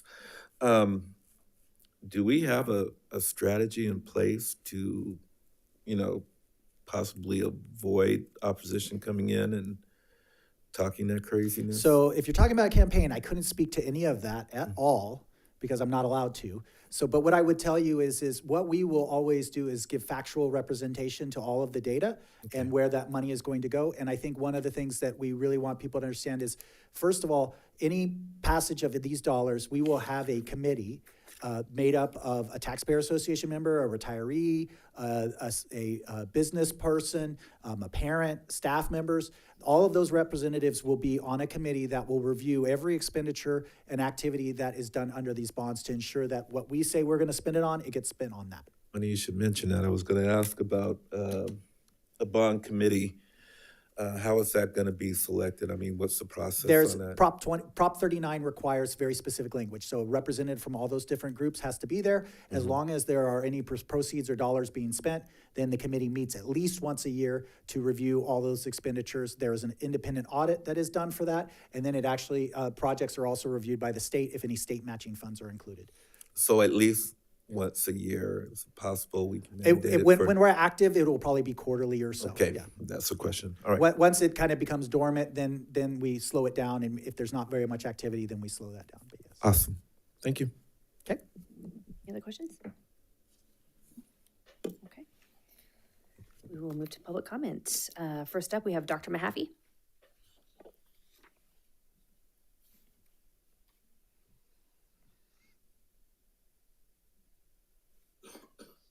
Good evening, members of the board. My name is Chris Mahaffey. I'm here to speak to you tonight as a teacher of a CTE program at Cordova High School in support of putting the bond measure on the ballot. So our schools are an essential pillar of our community, our workforce, and our economy. They serve as foundational institutions that educate and nurture young minds. They equip them with the knowledge and skill necessary to succeed in life. By funding infrastructure and providing the tools for teaching real-world skills of various industries, our schools will help drive innovation and economic growth. Our schools often collaborate with local businesses, industries, and create opportunities for internships, apprenticeships, and job placements for students. This symbiotic relationship helps stimulate economic activity and ensures a steady pipeline of qualified workers in our community. The CTE program I'm involved with at Cordova High School was extremely fortunate to be well-funded through other sources, but I did have the opportunity to observe firsthand the effects on student engagement and pride in the classroom innovations and the modern equipment and what that can have on the learning outcomes for students. I live in Rancho Cordova. My kids go to school in Rancho Cordova. My daughter graduated from Cordova High School, and she was in the engineering CTE program. She went on to receive a bachelor's degree in computer science from UC, and she's now working with Google on artificial intelligence. So believe me when I say the investment in our schools will pay off. Thank you very much. Right, next up, we have Principal Amy Strawn and Coach JP Dolliver.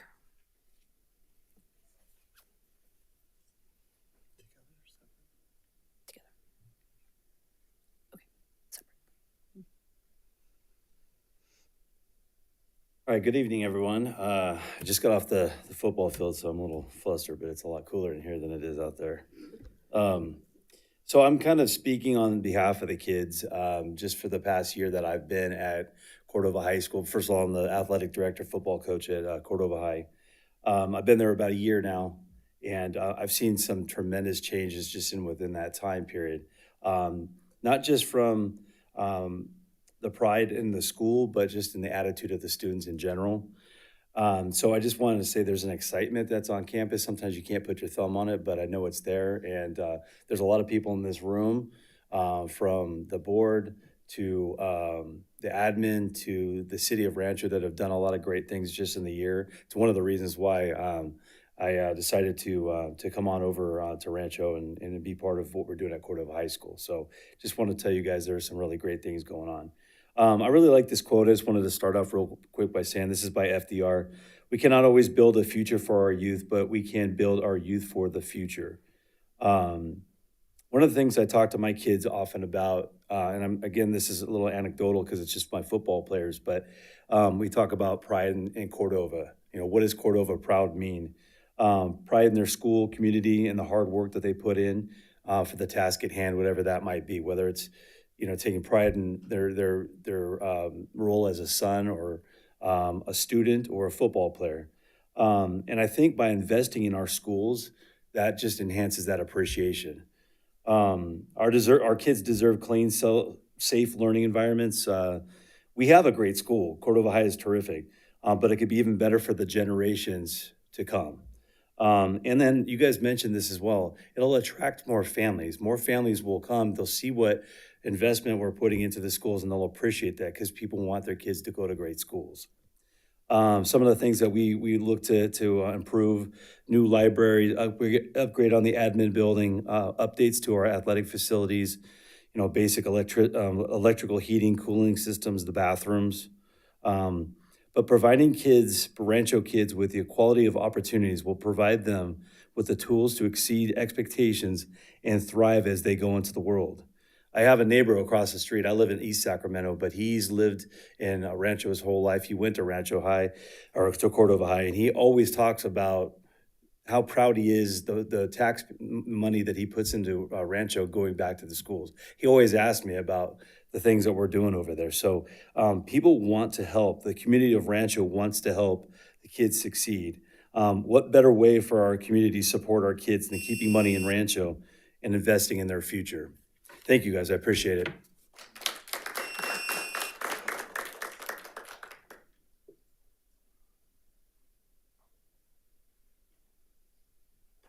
Good evening, Mr. Swanson, President Hui Online, Vice President Lorette, members of the board, distinguished colleagues. I'm Amy Strawn, principal at Cordova High School, and I'm here to talk about my support for SFID number 4 bond, which will support the schools in Rancho Cordova.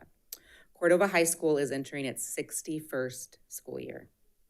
Last year we celebrated 60th homecoming, and that was a phenomenal event.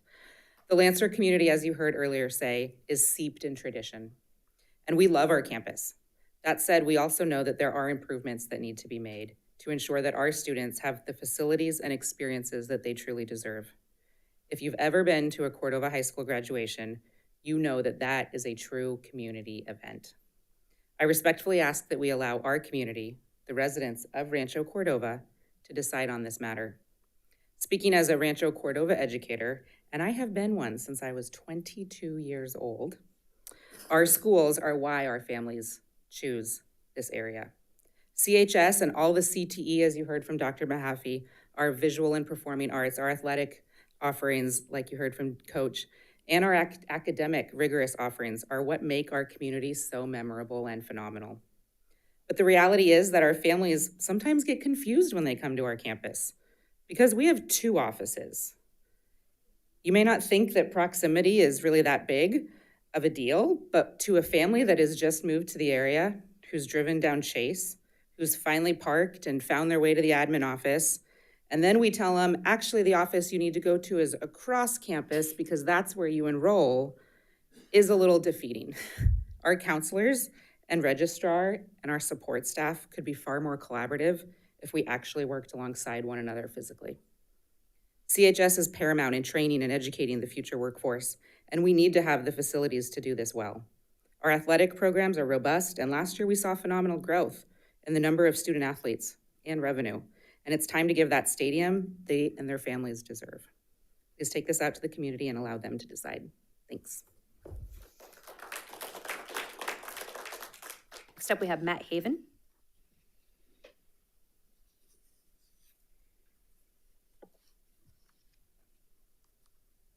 Good evening, board.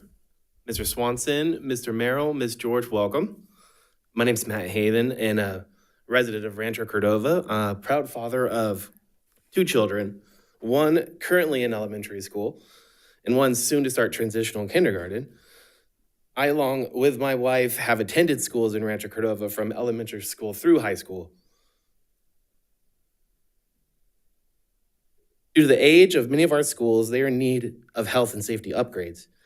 Being built almost 60 years ago, they have seen deterioration and fallen behind in meeting the needs of our current and future students. This is why, as a parent and taxpayer, I support to adopt the 2 resolutions in ordering an election for 2 bonds in Rancho Cordova District 4 to update and bring our schools to the standard and operational functionality our current and future students deserve. In Rancho Cordova, we are proud and passionate of our community. Allowing our schools to be updated and retrofitted to meet the needs of our students will not only allow our current and future students to excel in their education, it will also continue to ensure that Rancho Cordova, as I have always known it to be, a city that the community always puts first for their families and future residents. Thank you for your time. Next up, we have Anna Pimentel.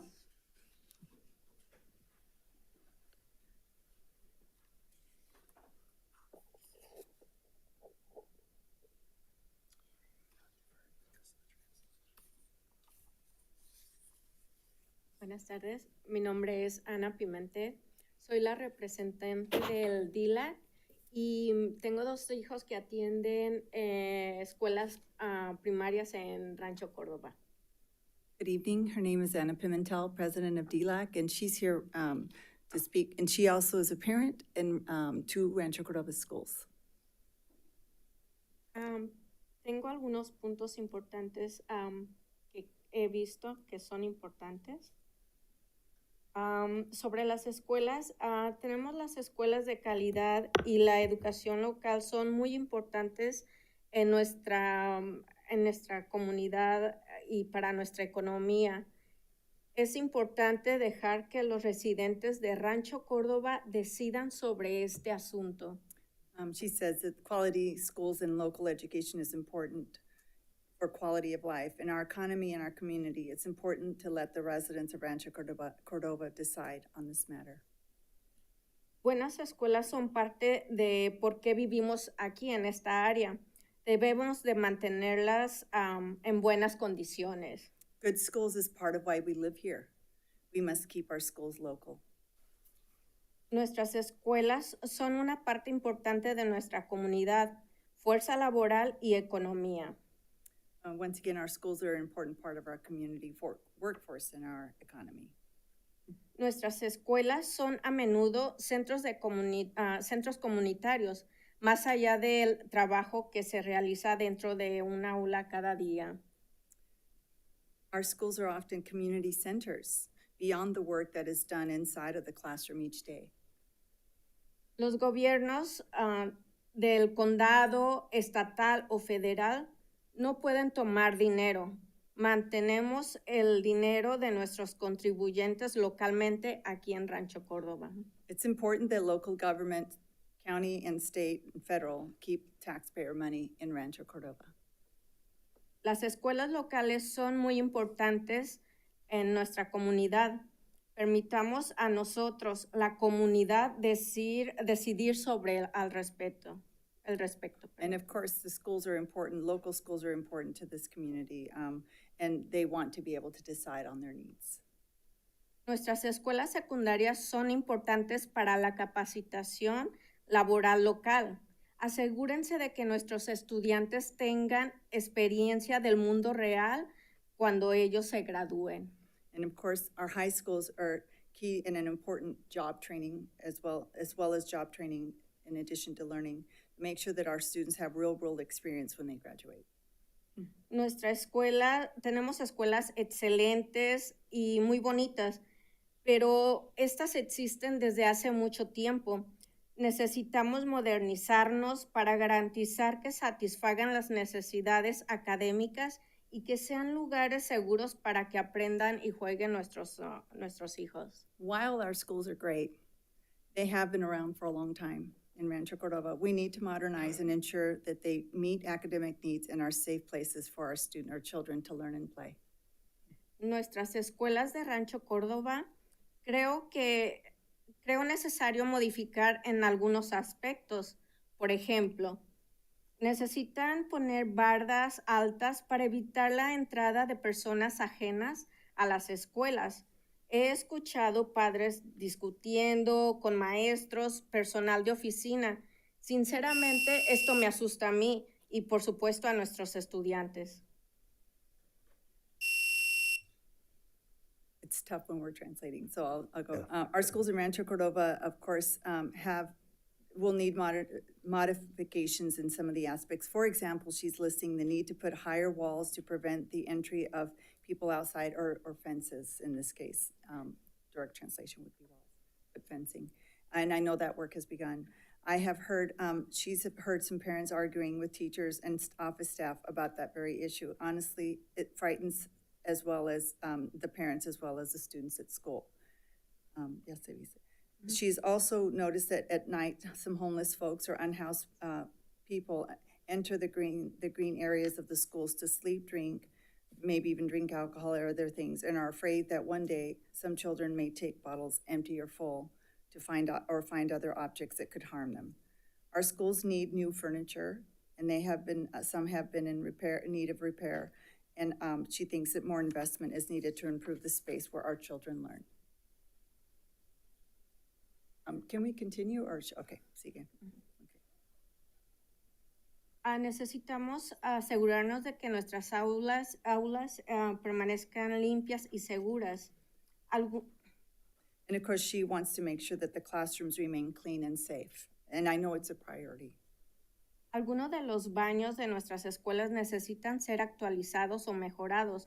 Algunas madres me han comentado de que los baños están tan sucios que sus hijos prefieren hacer sus necesidades hasta que llegan a casa. Y eso puede afectar a la salud de los estudiantes al esperar tanto tiempo sin ir. So some of the bathrooms in our schools need to be updated and improved. She's mentioned that some mothers have told her that some of the bathrooms are in need of repair and attention that their children would prefer to take care of business at home, and that often can affect their health. And the students have waited a long time without using the bathroom. Ahora más que nunca debemos asegurarnos de hacer todo lo posible para mantener seguros a nuestras escuelas, estudiantes y personal. Now more than ever, we do need to make sure that we're doing everything we can to keep our schools and our students safe. Otro punto importante para mí también creo que es aumentar las aulas en las escuelas, ya que muchas veces algunas clases tienen que compartir estas aulas por falta de espacio. It's also, she also thinks it is important to add more classrooms in certain schools, as many times there's shared space in these classrooms due to lack of space. Algunas de nuestras aulas tienen sistemas electrónicos y cableados que no sirven y necesitan ser reparados. Los niños pueden ser curiosos y si no hay un cableado adecuado o sistemas eléctricos a la vista, pueden ocasionar accidentes. Tiene que haber más seguridad en las aulas. She's mentioning that some of the classrooms have some deteriorating or older electrical systems and wiring that may need to be repaired. Children are often curious, as they can be, and if there is not proper wiring or electrical systems in plain sight, it can cause accidents. There needs to be more safety in those classrooms or updates. Algunos de los sistemas de calefacción o refrigeración de nuestras escuelas están llegando a su vida final útil.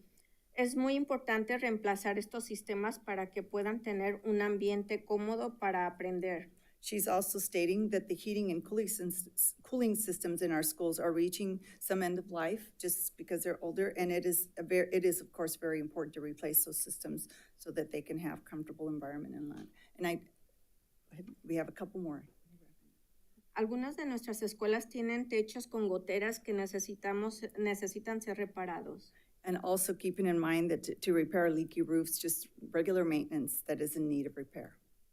Otro de los puntos importantes para mí sería el uso de cámaras de video en las escuelas.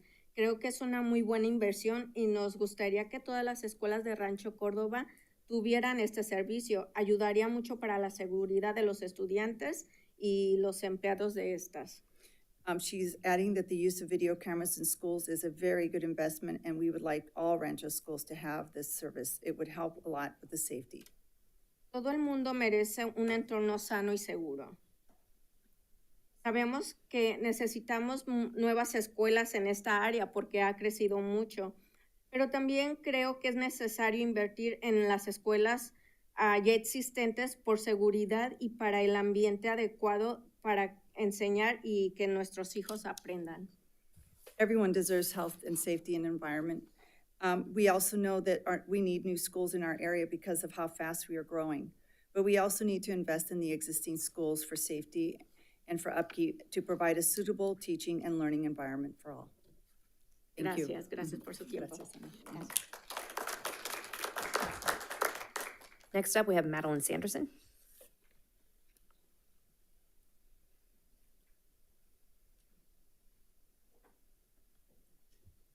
Good evening, President Hui, I know you're online, Vice President Jennifer Laird, and board members, and our new Superintendent Swanson, so welcome. My name is Madeline Sanderson. I am a parent here within FCUSD. I have 4 children in the district, and my husband and I both attended schools here. So as I said before, once a Lancer, always a Lancer. Here at FCUSD, a goal that I would love to see happen is every student and teacher being able to learn and teach in a classroom that is clean and safe. Myself, along with other parents I have talked to, do understand that the needs are greater than our funding for maintenance, and therefore this is why I stand before our board tonight to voice my support for SFID 4 with the bonds. With 4 children of my own who attend schools within the district for boundaries, I see on a weekly basis how desperately we need to have repairs and updates to our school sites. I know that what we can have done through these bonds will greatly benefit all who learn and work at our schools in this area. I appreciate the attentiveness towards wanting to make these changes happen. I think many of us have kind of shared it's been a long time coming and this time is now. So thank you guys so much. Next up is Mary Tony Soul.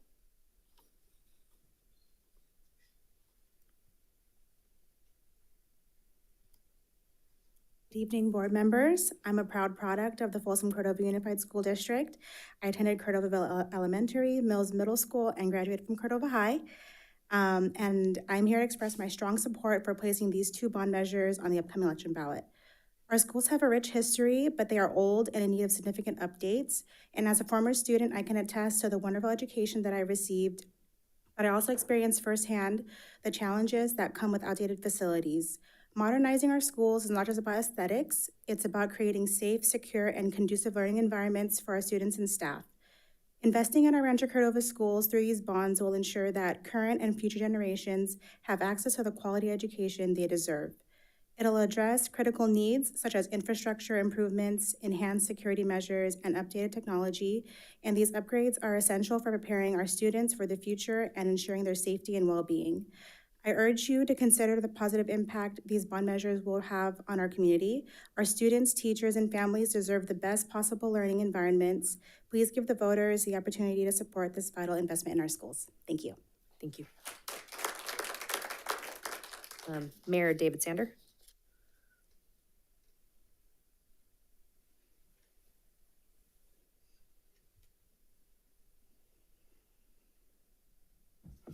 Thank you, board members. It's a pleasure to be here. I'm really happy to address you on this topic. So I am David Sander. I'm the mayor of the city of Rancho Cordova. I am not here in an official capacity because my city council has not taken a position yet on this bond. I did use the word yet. I fully anticipate a lot of support from my end of the school district. So this being a school environment, I came with a quiz. And the main quiz question is, what is the single most important thing that a community has to worry about in order to provide a great quality of life for its residents? What's number one? You're gonna say schools because you're school people. Sorry, that's the wrong answer. Number one is public safety. But guess what number two is? It's a lengthy list. Number two is schools, which means it's incredibly important. So in Rancho Cordova, we now are one of the safest communities in Sacramento County. So sort of check box number one. Box number two, though, schools needs a lot of work in our community. I think, we know that schools are critically important, but we have these challenges. The average age of an elementary school in Rancho Cordova is 59 years. 59 years old is the average. The average in the district is 28, including Rancho Cordova and the rest of the schools. So clearly, those elementary schools are old. Our middle school's 62 years old. Our high school, as you just heard, 62 years old. And that's 42 years older than the district average. So our classrooms are also smaller. This is just out of your own data and your annual report. Our middle school classrooms, on average, are 542 square feet smaller than the district average. And our high school classrooms are 363 square feet smaller than the district average. And on top of all that, appearance matters.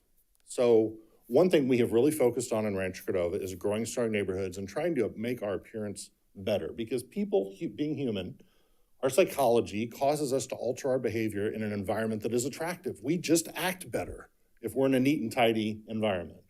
And my comment to the district would be, you need to spend more on maintenance, but maintenance only goes so far. So for example, we had a middle school last year that lacked heat for much of the winter, at least part of the middle school lacked heat. That's an unacceptable situation. I think we would probably all agree. That's probably a maintenance funding issue, but it's also reflective of the age of the facilities. So we need to do something about that. We absolutely have to take an action to do something about that. And the main tool we have to address it is new investment in the facilities. So that's why you're going to find a lot of Rancho Cordova leadership standing up and saying, regardless of what other differences we might have, this is important for Rancho Cordova. And so I urge you to put these bonds on the ballot. And I suspect Rancho Cordova will act, as always, with a big heart towards our kids. Thank you.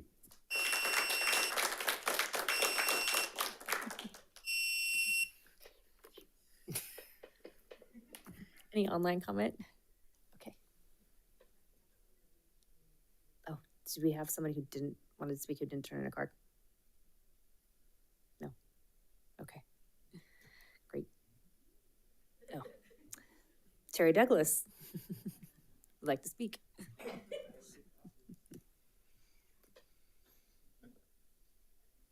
Oh, okay. Good evening, Superintendent Swanson and Board President Hui.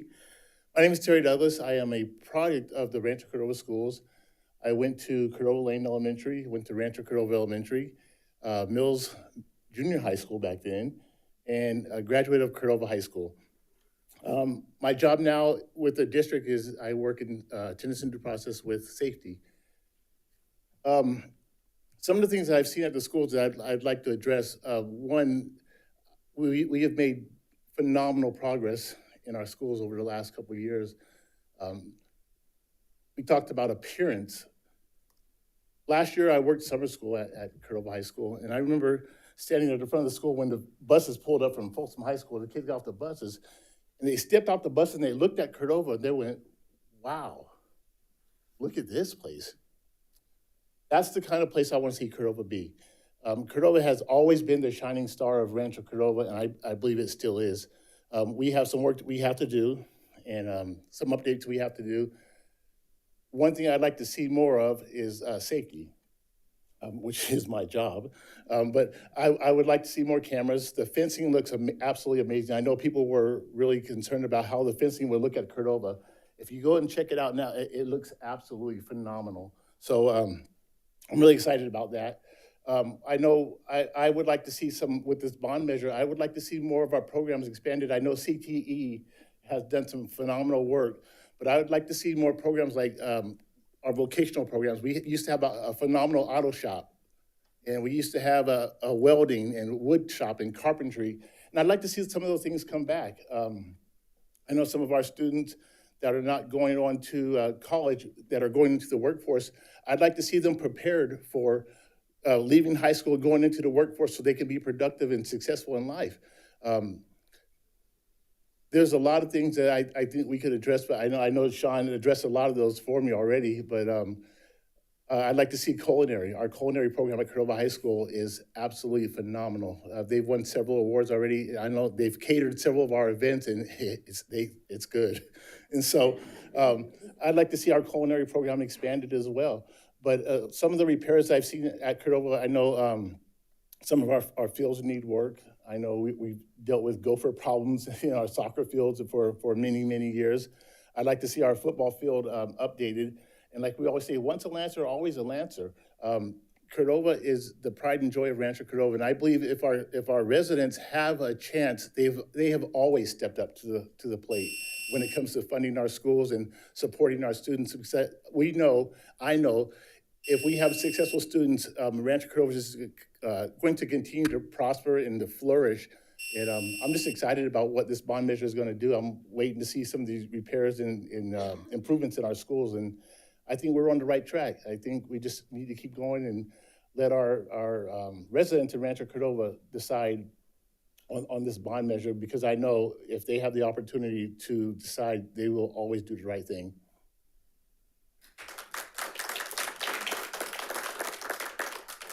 Final comments from the board?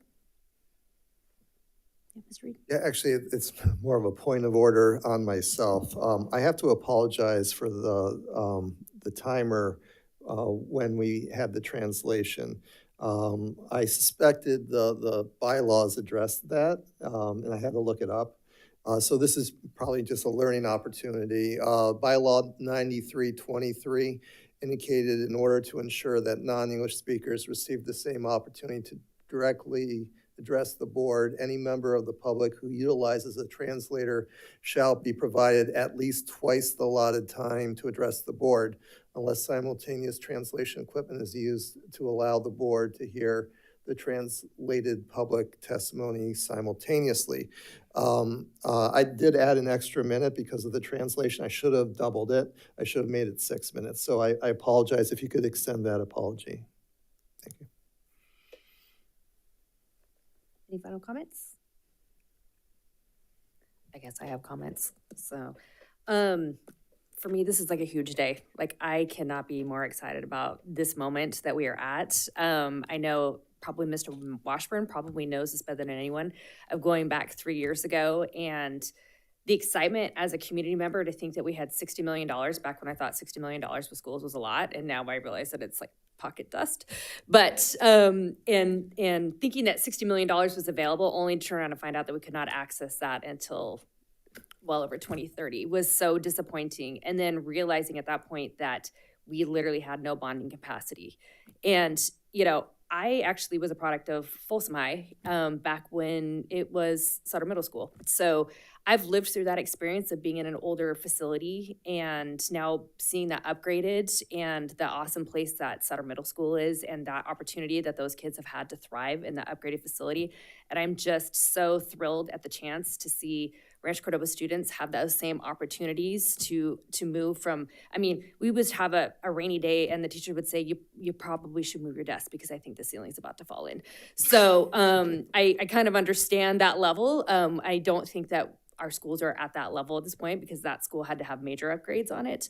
But, you know, one point of caution that I would put forth with this is that many teachers that I have met with over the last few years and things like that, they need to have some input in the facilities. Sometimes we make upgrades into classrooms and things like that that maybe necessarily aren't like the best. Maybe a board is in a wrong spot or different things like that. And so making sure that we're in lockstep with both administrators and teachers, that when we do the upgrades, when we're working with the coaches, and I cannot stress storage more than I am saying it. But oftentimes we find that we're losing things and we're wasting money on having to rebuy things because we can't find things. So as we are looking at the plans and things like that, that we're working with each of the departments to make sure that we have the proper facility storage also in those spaces, because that will actually make their lives easier.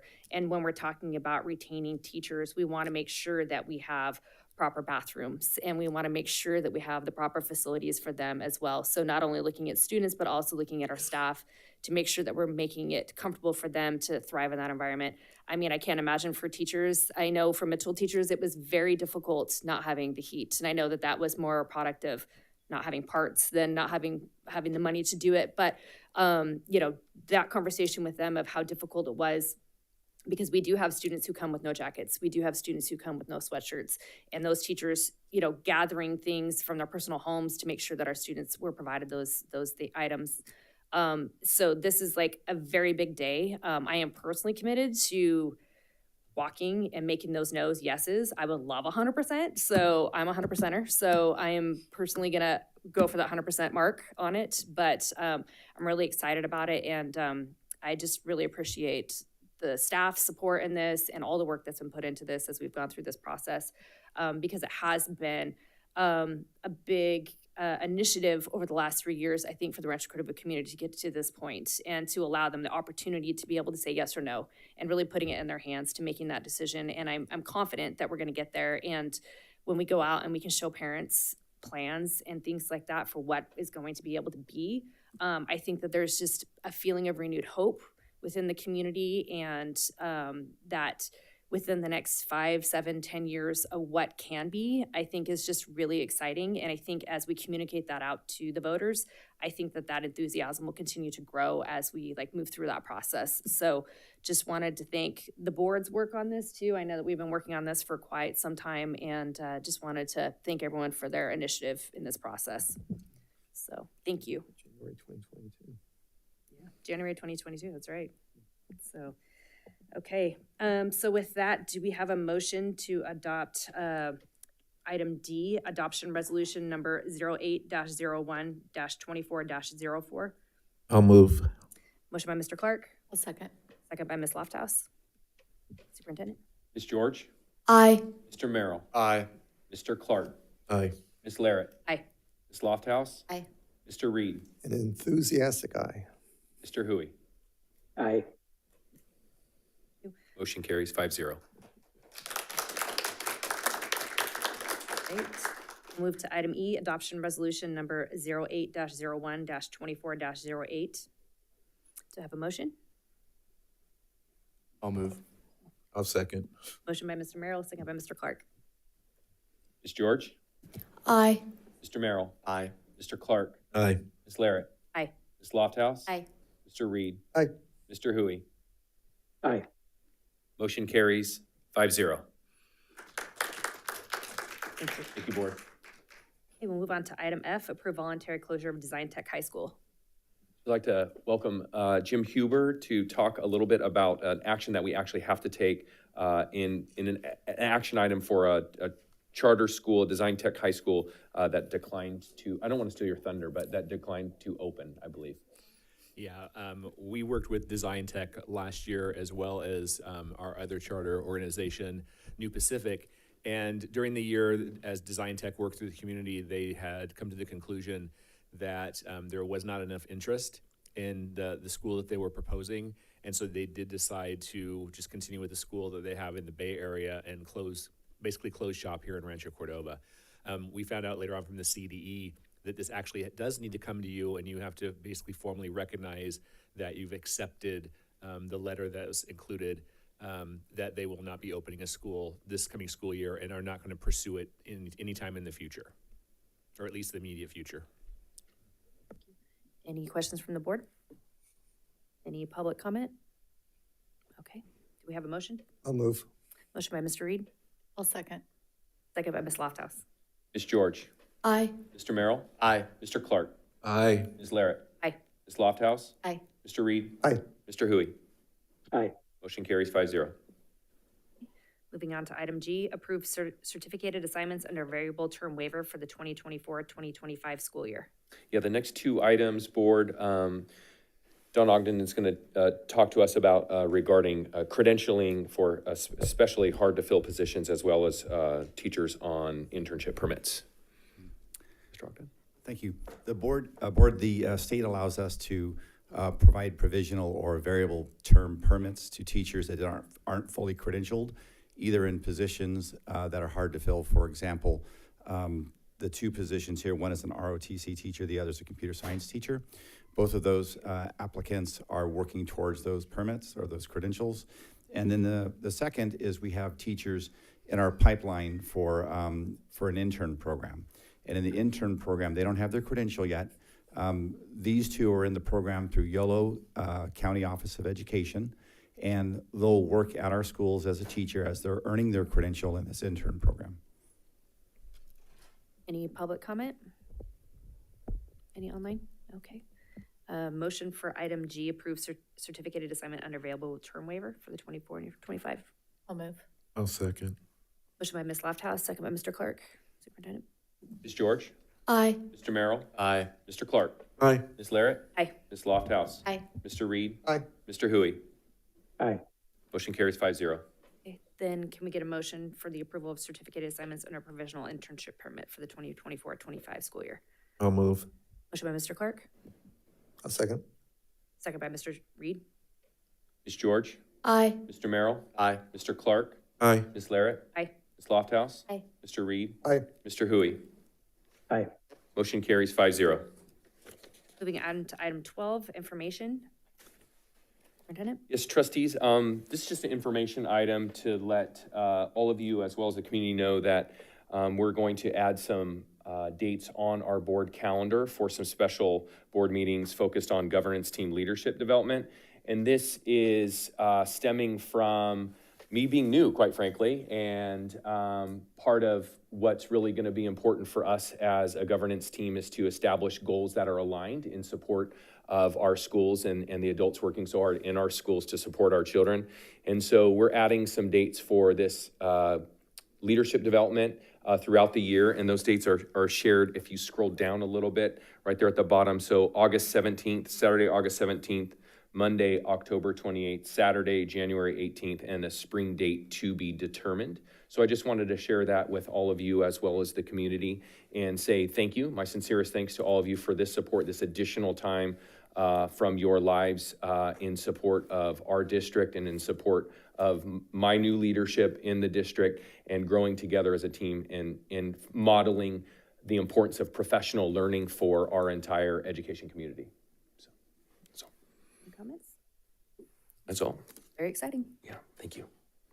Fantastic. Okay, so then we will move on to item 13, superintendent's report. Yeah, so I'll just keep my mic on here. So today's day 24. I mentioned that a little bit earlier, and so I have a few thank yous before I talk a little bit about what's been going on.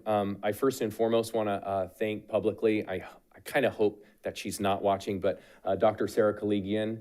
The Olympics has, track and field has really reminded me of the importance of really good baton pass in the relay.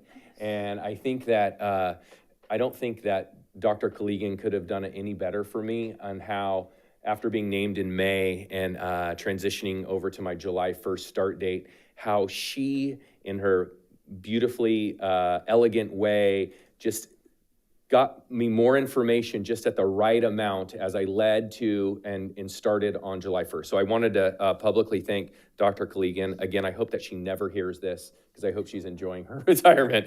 I just also wanted to next thank the board for this opportunity to sit here at the dais with you. Again, thank you for that, but also thanks for unanimously approving our bond measures because it's going to be really exciting for our community and your unwavering focus on our kids. I'd like to welcome Mia to the dais and welcome back Van and just let you two know that, and I think you know this because I came to speak at the SAB, training that you had on Monday, and just saying that your voice is so important for us in making decisions. and I tried to empower the two of you there, but also your colleagues on SAB, that you do represent your friends and the other students, colleagues, fellow classmates at your schools, and amplifying their voice and what they want is really important for all of us at the dais to make the right decisions for you guys. So I'm really excited you're here. And you don't have homework tonight, so yeah, yeah, phew. And I also, as we start gearing up for school, I've been involved in a lot of different activities, and I just want to make sure everyone does know this. But you know, when the last day of school comes around, our work, especially for so many of our classified teammates, really ramps up. I joked with Rob last week when we were in here. Actually, it was this week, I think, we were talking way too loud, and we got, Martha hushed us out of the room about how they have 10 weeks to do about a year's worth of work so often. And that takes a lot of coordination and a lot of hard work. So I just wanted to publicly thank all of the classified teammates for the hard work they're doing. I had the opportunity to join our administrative assistance training that was happening in here. I think about 65 teammates were in this space. They had an amazing training on creating welcoming schools. It's really important in my leadership is that our community always feels welcome. I talk to our chief of communications all the time about either Disney or Nordstrom service, and we want everyone to have an experience in our schools where they feel welcomed and engaged and heard. So I appreciate all of them attending that, and I appreciate the opportunity to join them. And then Angela and I also had a chance to go out to the transportation yard along with Mr. Martin and hang out with the leadership of our transportation team. It was really nice to spend time with them and hear from them about what we heard a little bit earlier with the comments around, like they've leaned in and they're working really, really hard to try to meet all the needs of our families the best we can as a system. And then I also want to say thank you so much to all of our certificated teammates. We had our charge session, was it last week? Yeah, it was last week, and all of our leaders that our managers, we had an opportunity to spend time with them and talk about our focus this year, which we're really focusing on people. We're really focusing on each other. I talked a little bit about warm demander leadership, the ability to show high levels of care with high expectations. And that is how I lead. And I want all of our teammates to know that we need to know, and our families need to know, and our students need to know that we genuinely care for them. And it's at that moment in time that we could hold each other to high expectations. And that's how we get 1% better each and every day. I also would like to say that at charge session, we did start drafting as a community our organizational collective commitments. We really want to know what our value statements are as a system. We have a mission and vision. We're going to be doing goals in October, and so we'd like to have those values, at least a draft of those to stand on. We'll be more to come on that. We'll be coming out to the community for that. I would like to mention, I'd be remiss if I didn't mention, unfortunately, we did lose a former teammate, a retired teammate of ours this week. Estelle Gray, she's a retired special education teacher. She passed away earlier this week. And while I didn't have the pleasure of working with Estelle, it was communicated to me that she was known as a beloved teammate and a powerhouse in the classroom that made connections with each and every one of her kids. So I just wanted to say that FCUSD's thoughts are with Estelle's family at this time. Also had an opportunity to meet with our new special education leaders in this space. And then, as you heard earlier, we had new teacher orientation today for 150 new teachers. So Sean's a great teammate, gave me feedback. I had so much energy. I love new teachers and new to our team. So the team did such a lovely and amazing job with literally a red carpet rolled out for them and welcoming them onto our team with a great 2-day training to make sure that they know that they're supported.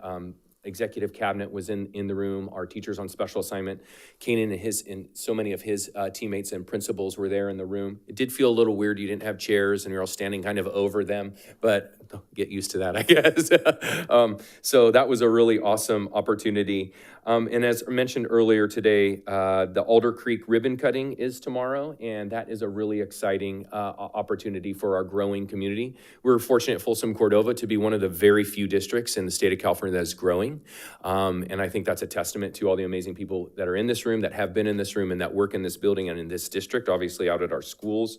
And then lastly, I would just want to mention that to the board that I am in the midst of my first 100 days of listening and learning. And so I've met with all the directors in our space here, a lot of community leaders. I've been to Brookfields plenty of times, and I've been to Cairns and Folsom. My clothes aren't fitting as well, but I'm touching base with a lot of community members, and I will be out at every school site in the next 2 months, walking classrooms with our principals and hearing from them about what's going well and what's getting in their way of continuing to be great for kids, so that that'll help inform me with you guys in October in shaping the goals. And last thing I want to say is that, you know, the first day of school is a week from today. As much as I love all of you adults, it's really excited to be welcoming 21,000 young people back to our campuses on August 8th. And I just hope all our students are really excited because I know we are. So that is all for my first ever superintendent update. So thank you. Board, then we'll move on to item 14, board member committee reports. Mr. Merrill? Hello, everybody. It's back to be on. It's good to be back on this board. I'll start off my report kind of shouting out my school's link crew. We've been training for the past 2 days with our lovely advisors, Mr. Wegstein and Mr. Krieger.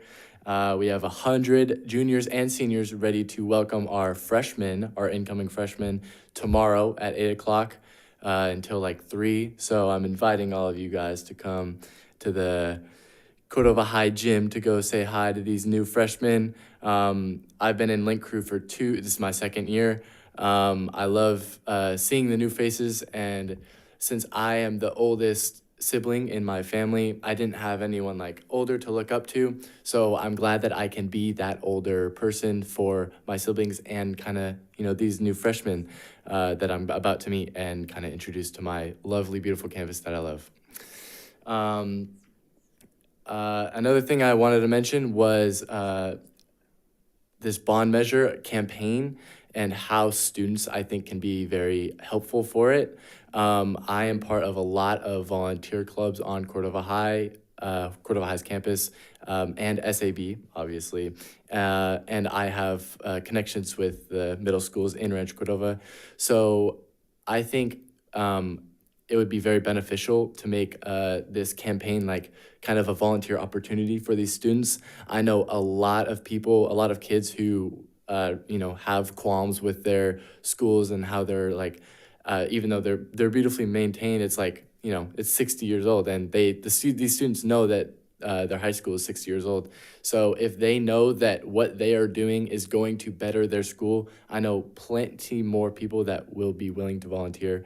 Plenty of my SAB students, people in my Key Club, my CSF, my Mock Club.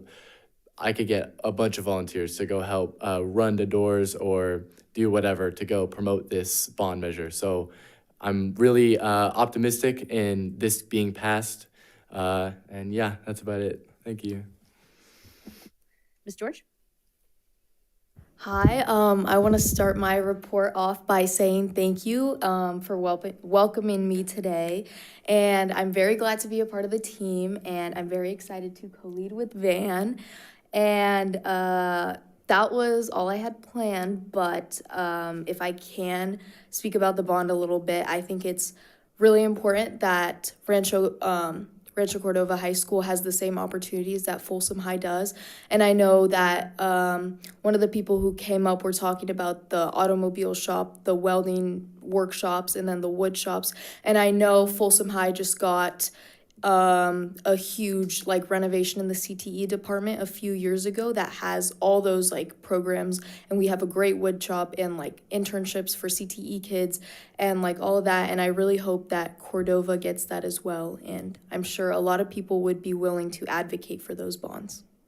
So yeah, that's all. Thank you. Ms. Loftus? I just wanted to say again, welcome to Superintendent Swanson and Mia. Glad to have you guys up on the dais. Great job with your first night. I know it's nerve-wracking, and it gets easier every time.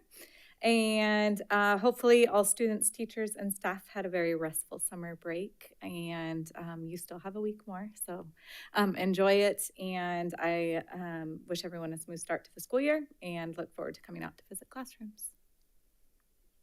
Mr. Clark? Yeah, so welcome back, everyone. So looking forward to the first day of school next Thursday.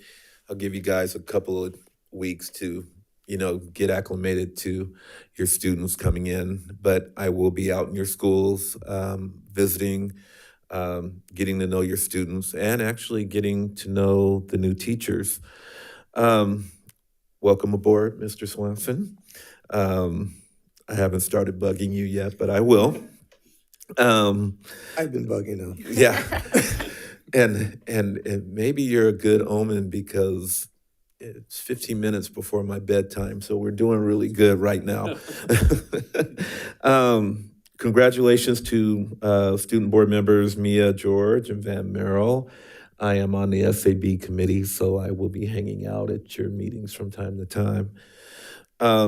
Thank you, Board Member Reed, for bringing up the information on the translation. I wrote a note about that, but looks like you pretty much had it covered. I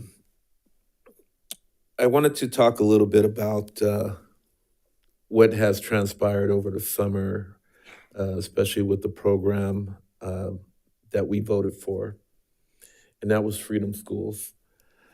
I had the opportunity to go out and visit and read to those students, and it was so full of energy. And the one thing that I liked about that program is that it just ended last Friday. So it basically ran the whole summer, and those kids were energized. They were just all over the place. And I mean, if you said a key word like good morning, they'll get up and they will actually literally sing good morning, good morning, good morning. So I'm just hoping that next year we find a supplemental funding to take it to the next level and maybe incorporate it into the middle schools. Get those students involved. This is one of the first steps of closing the achievement gap with their students. And the other thing about Freedom School is that the parents got involved. That Wednesday evening, I had a chance to go out, and the room was full of parents at their parent meeting. So hopefully we can have that same approach for the middle schools next year, maybe Mitchell, Mills. I think it'll benefit those students. And plus it keeps them busy over the summer. I was looking at the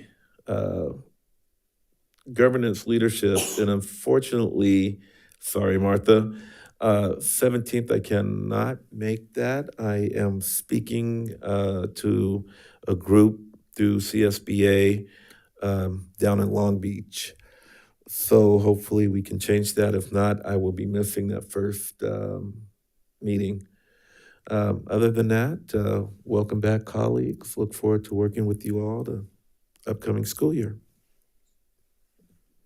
Mr. Reed? Thank you. So this morning I got up early, and my wife was like, "Why are you up so early?" I'm like, "I'm going to the teacher orientation." So I went up to Vista for the teacher orientation. As has already been noted, there was 150 new teachers. It was very exciting. I made the observation, gosh, are the teachers getting younger? And I know the answer. I'm getting older is what's really happening. But and it was really neat when the teachers were asked, if any of you attended FCUSD schools as a student, please stand up. And at least 15 teachers stood up. And it was indicated there was 150. So, I mean, that's 10%. 10% were homegrown teachers. That is so cool. And it made me really happy to see that.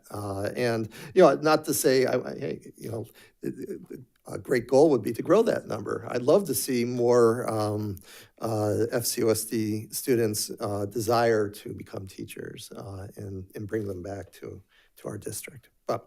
And then I have to say that Superintendent Swanson did an awesome job in his introductory remarks. In fact, after he was finished, I don't know, I assume it was a new teacher, but someone passed me and said, talking to someone else, saying, "I love that new superintendent." So anyway, it was a very inspiring introductory remarks that Superintendent Swanson did. So that's my my report for today.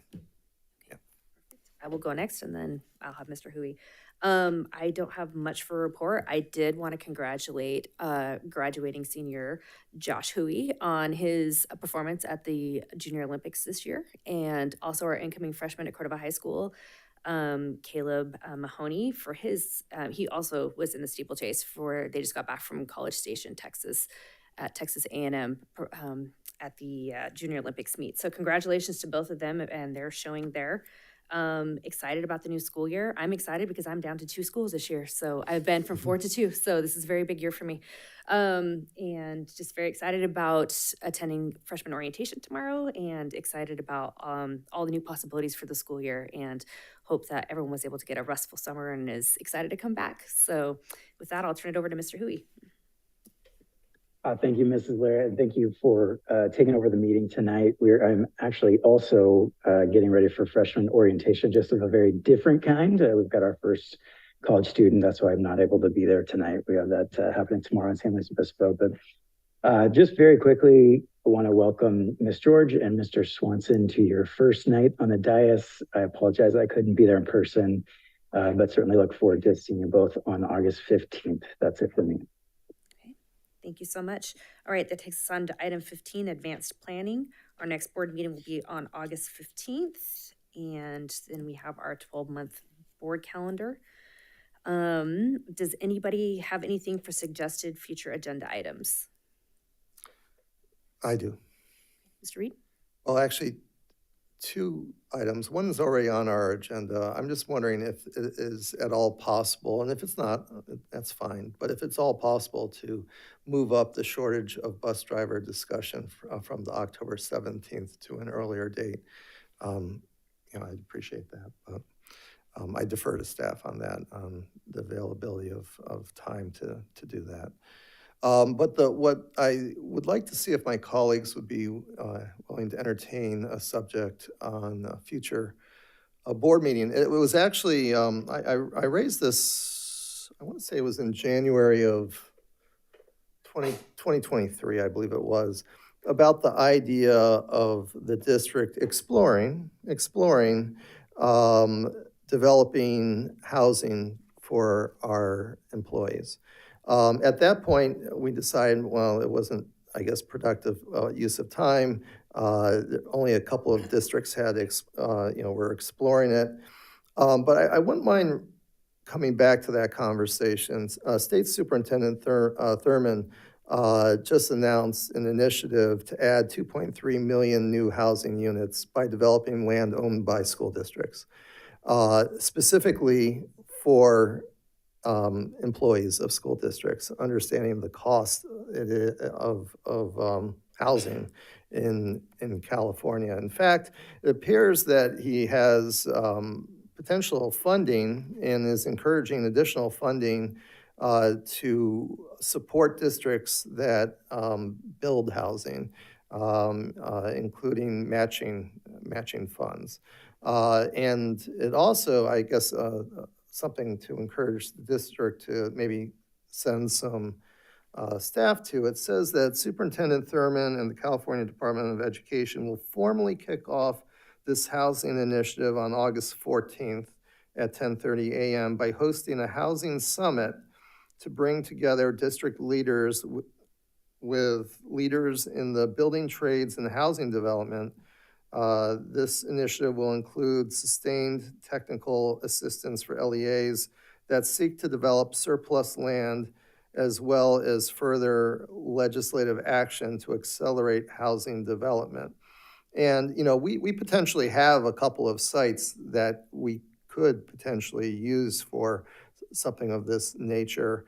So I don't know if I I defer to the superintendent, but if Matt's not doing anything on August 14th, it might be a good thing for Matt to attend. But anyway, I don't know if the board would entertain, at least the majority of the board would entertain at least an agenda item for discussion, not an action. I just would love to get more ideas and feedback from my colleagues on that. I'm good with it. Thank you. With that, if it is going to come back for discussion, we might want that to go to maybe our unions to have a conversation so that they could come back with some information of whether it's desirable in any way to kind of go down that path. So when we do get it calendared, it might be something that we want to have the memberships of those look at too. Yeah, absolutely. Just clarification, make sure that we connect with our union partners prior to this coming back to the dais. Yeah. Perfect. Any other asks? No? Okay, fantastic.